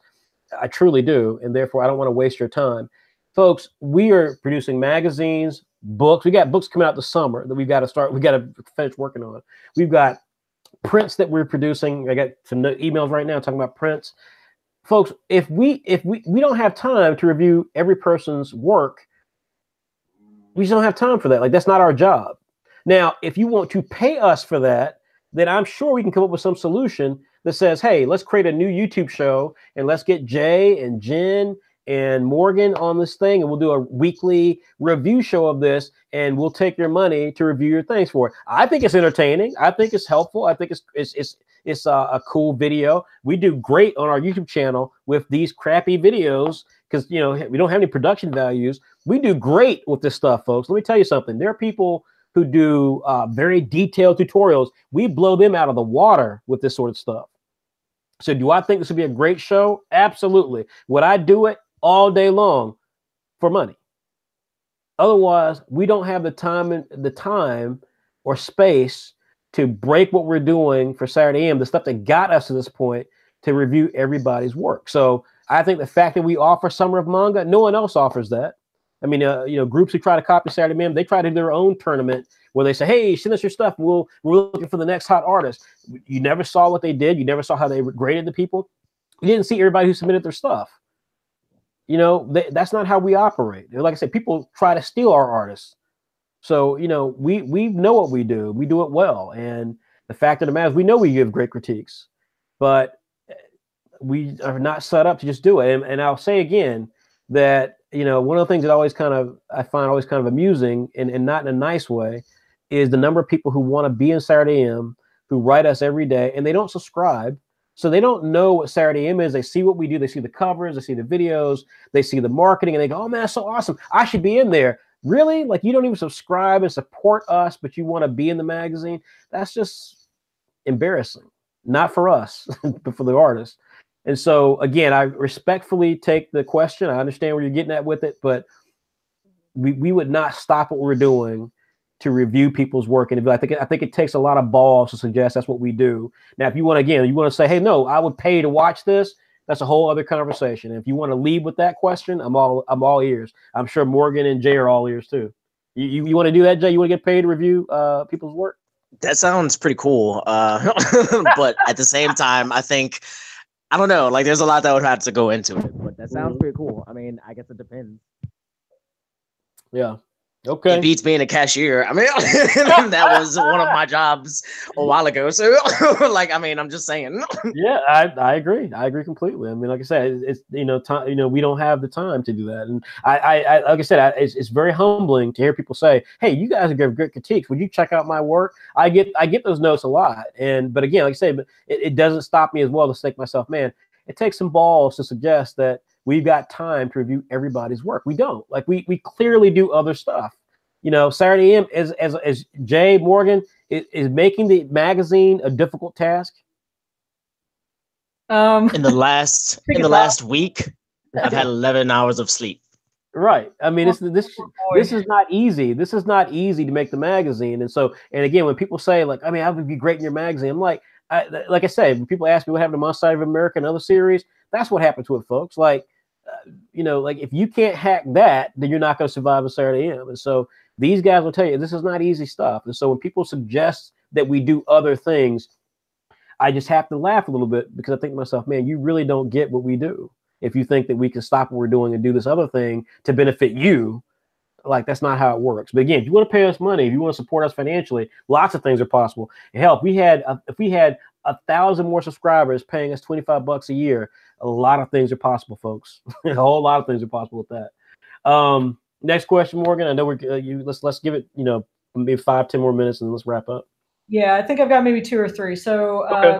One, I heard you guys were going to Philly. Any truth to that? If so, what event? I'd love to pick up my tickets now. That's from Dimitri Ray. Yeah, we've announced it. I will say right now that there's still a lot of stuff that we're kind of working through with Wizard World. So I don't know yet. It hits at a very weird time as well because it's next month. We have a lot of things happening. We're in some negotiations, discussions with a few people. We've got some contract stuff happening with some announcements we're going to make later this year. So we've got so much stuff happening that I would like to say yes, but the smart reality as someone who runs this company is to say it's a wait and see thing right now. So just wait and see. That being said, for all the Wizard World shows that we do ultimately attend, and we will let you know when we attend them, you can save on the show if you type in Saturday AM. If you put Saturday AM as an offer code, you actually can save money attending the show. So keep that in mind. We will advise you guys after Portland, though, if we're going to Philly. That's for sure. Next question. Right. So Cy12 had 2 questions. Do you have any plans to make a shoujo variant of Saturday AMs, a la like Saturday PM, but like a shoujo version? We have plans for a lot of stuff and a lot of things that are farther along than people know, and other things that are just things that we're starting to plan out now. And I'll just say that we certainly have thought about it. I can't say anything more than that right now. Right. The second question from Cy, and I may be reading this wrong, it's a bit confusing. They're going to be in the Carolinas in a few weeks, and I guess they wanted to know if there were any anime conventions or like a high concentration of like fans in that area that we would be doing something in the Carolinas. So a few of us actually live in Carolina, myself included. They brought that up. I think that's why they're also curious. Okay, yeah. So we've talked about it. We have so there are lots of things that we are planning to do. None of them are things that I can talk about at this moment. So I'll just say that as of right now, there's nothing I can tell. Now, in terms of conventions, yeah, there's a Raleigh SuperCon. I mean, if you just type in Raleigh Durham and then the Summer Heroes Con, they said that short answer is, folks, I don't keep track of all the stuff, so you have to look for yourself. But there is something called Raleigh SuperCon that's coming to Raleigh, North Carolina. That's probably worth checking out. And then in the summer, there's Heroes Con, which is a gigantic convention, like 50,000 people go there. That's in Charlotte. That's like around June, July, or August, one of those summer months. And then in November is a big convention called NC Comic Con. That's in Durham, North Carolina. We may go to that show. I don't know yet. But that show has grown dramatically. It's about like 20,000 people. Oh, I'm sorry. In May is Animazement. Yes. And Animazement is pretty big. It's like 25,000, 30,000 people to go to that show. So that's worth checking out as well. That's become a pretty big show for anime fans and manga fans in North Carolina. Yeah. We had a question about Wizard World California. So I guess, again, I mean, you kind of covered that. There is no Wizard World California. So there is no Wizard World California. There's a Wizard World Oakland and Sacramento. And yes, we've not chosen to go out of those. Yeah. And so the last question, Nebosha, all these questions, but nobody asking, how's Frederick doing after all this? Yeah, I mean, I'm there. Look, I'll tell you right now. I mean, I get tired. You know, like I said, we take a break every 5 issues. This experience was 7 issues because we did not get 20 issues out last year. We got 18 issues out, or 19 when you count Saturday PM. And so we really had a tough sort of break with those things. You know, we weren't able to do quite all the stuff that we had intended. Actually, I'm going to stop. I do want to show you guys one last thing before we wrap up.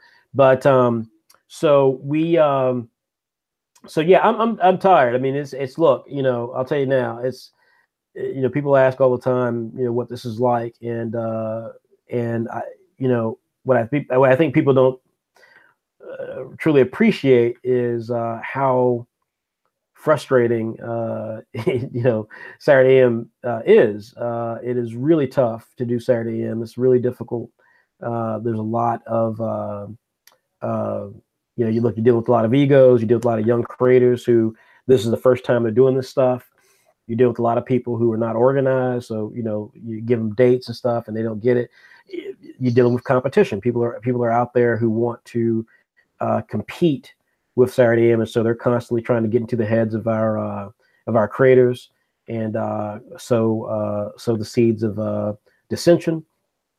You know, this is a business, and I've always run it like a business. There's some people who understand it, some people who don't, and some people who get offended at that. And it's you know, nothing that we do is easy, and it never has been easy. And so so yeah, I mean, being the person who's got to try to you know, orchestrate all this stuff.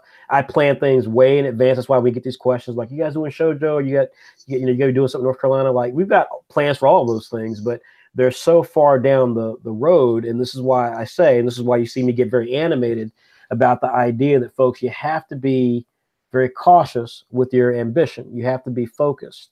The worst thing to succeed at this stuff is to get overly excited, to go too fast.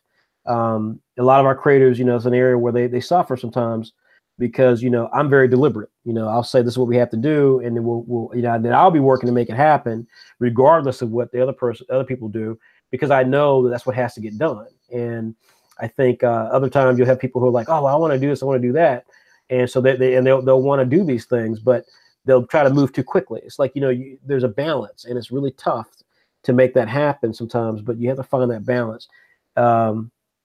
It's stressful. I get tired. You know, it's thankless.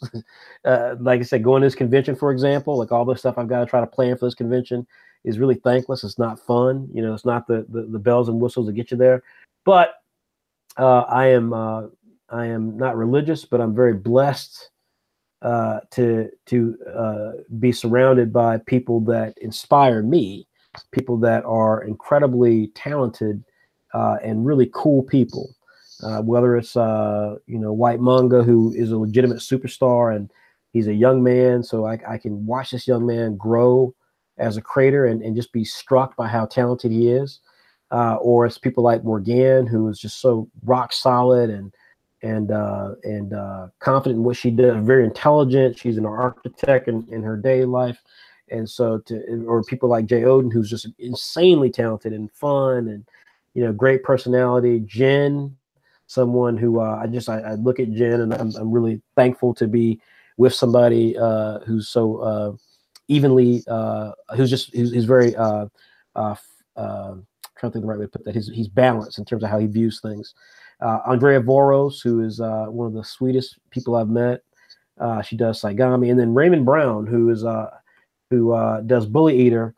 It's not one of our most popular series, but it's a fun series, and Raymond is one of the nicest people you guys will ever meet in comics. Like, hands down, he's one of the nicest people you ever meet in comics. And it just goes from there. The list just gets bigger from there. So Saturday AM and Saturday PM, what I try to tell all of our guys, we're blessed because we're surrounded by amazingly talented people who have suppressed or at the very least attempt to suppress their egos in exchange for the greater good of what we're trying to do. And so I take a great deal of stress, because for me to succeed means that I have to get these guys to succeed. For me to be happy means I have to get these guys to be happy. And that means I have to work really hard to give them things to be happy about. And so it's stressful. If you care about any of those things, it's stressful. It's not fun. There's no one who wants to do what I do. You know, people ask, like, are you worried about white, or are these people trying to leave? And, you know, I worry about it sometimes. Of course, I know there are groups out there who would bend over backwards to try to get White Manga to join them. White's a partner. He's an actual owner in the company, by the way.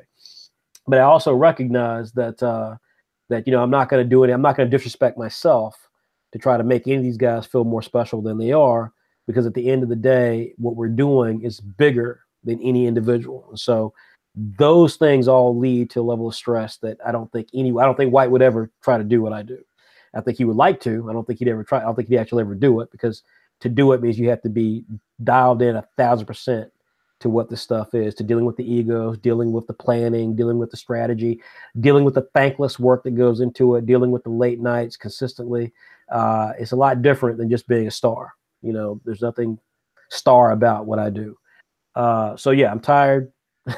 I'm exhausted. Sometimes I'm frustrated. Sometimes I'm lacking in faith.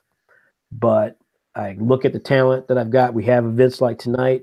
I look at the people that I'm surrounded by who took time out of their schedules to come and give excellent critique to you guys. And I think to myself, man, I am fortunate as shit. Like, I don't know what I did to deserve to be next to people like Raymond and Andrea and Morgan and Jen and Jay and so on and so forth. So, you know, I'm hanging in there, and that's all I can hope for. And I hope that you guys hang in there, because I promise you, if you give us a chance, if you support us in the ways that we need you to support us, we will do things that will make you guys inspired, and we will do things that will change manga. Trust me, we'll change it in ways that no one ever thought was possible. But it's going to take a long road, and it's going to take a lot of sacrifice. It's going to take a lot of sleepless nights. But the fact that we've got this group of people surrounding me tells me that we're going to do it. And so I hope you guys will continue to support us. I guess that was the last question, right? Yeah, just one more comment. Max Bebbs, he wants to crowdfund a spa day for you, and I think he's your new best friend. He has a lot of respect for you. Thank you. All right, well, so the last thing I want to show you guys, folks, Saturday PM is out, and Saturday PM is going to be available. Issue 1, which came out months ago, is going to be available for free for everybody starting tomorrow. So with that being said, we will post this information on the Saturday AM blog post tomorrow morning. You'll have a chance to check it out and download the issue for free. There'll be a free offer code in there. But folks, what I want to do for you tonight, before we sign off, I want to show you the cover for issue 2, and that is coming soon. What does it look like? Well, you're looking at it, folks. This is the cover, the brand new cover for issue number 2 of Saturday PM. It's obviously not finished yet, but you can see that White Manga is officially joining Saturday PM with the debut of his hotly anticipated title, exclusive to Saturday PM, called Bakassi. This is a major new work from the creator of Apple Black. You will not be disappointed. This is really, really solid stuff. And don't forget, folks, we've got Black Samurai coming as well. We've got more Yellow Stringer, more Quick Draw, more Dark Web, and more fantastic stuff from there. We got some great creators coming later this summer, like Helena Quintanilla from Nicaragua. So, folks, this is the cover for Saturday PM number 2. I wanted to share it exclusively tonight. We've not shown it anywhere else. You expect to see details of issue number 2 soon. But please, if you want to support this, check out the first issue, delayed by several months for you. Subscribers got it already, but you're going to get to see it tomorrow for free. Check it out and let us know what you think. That's it, everybody. Jay, any final words you want to say to folks? If you guys can make it, try to make it to Portland, Oregon. I actually have to teach 5 tips on how to make manga and like all this other stuff. And I'm super excited. And I wrote down these awesome tips, and I hope you guys can make it. If not, though, I'm going to try to film it so that way you guys can see it on my YouTube channel. So definitely subscribe if you haven't already done that. But I'm super excited for everything that Saturday AM is going to do. And I hope you guys are going to stay for the ride. So, yeah, that's about it.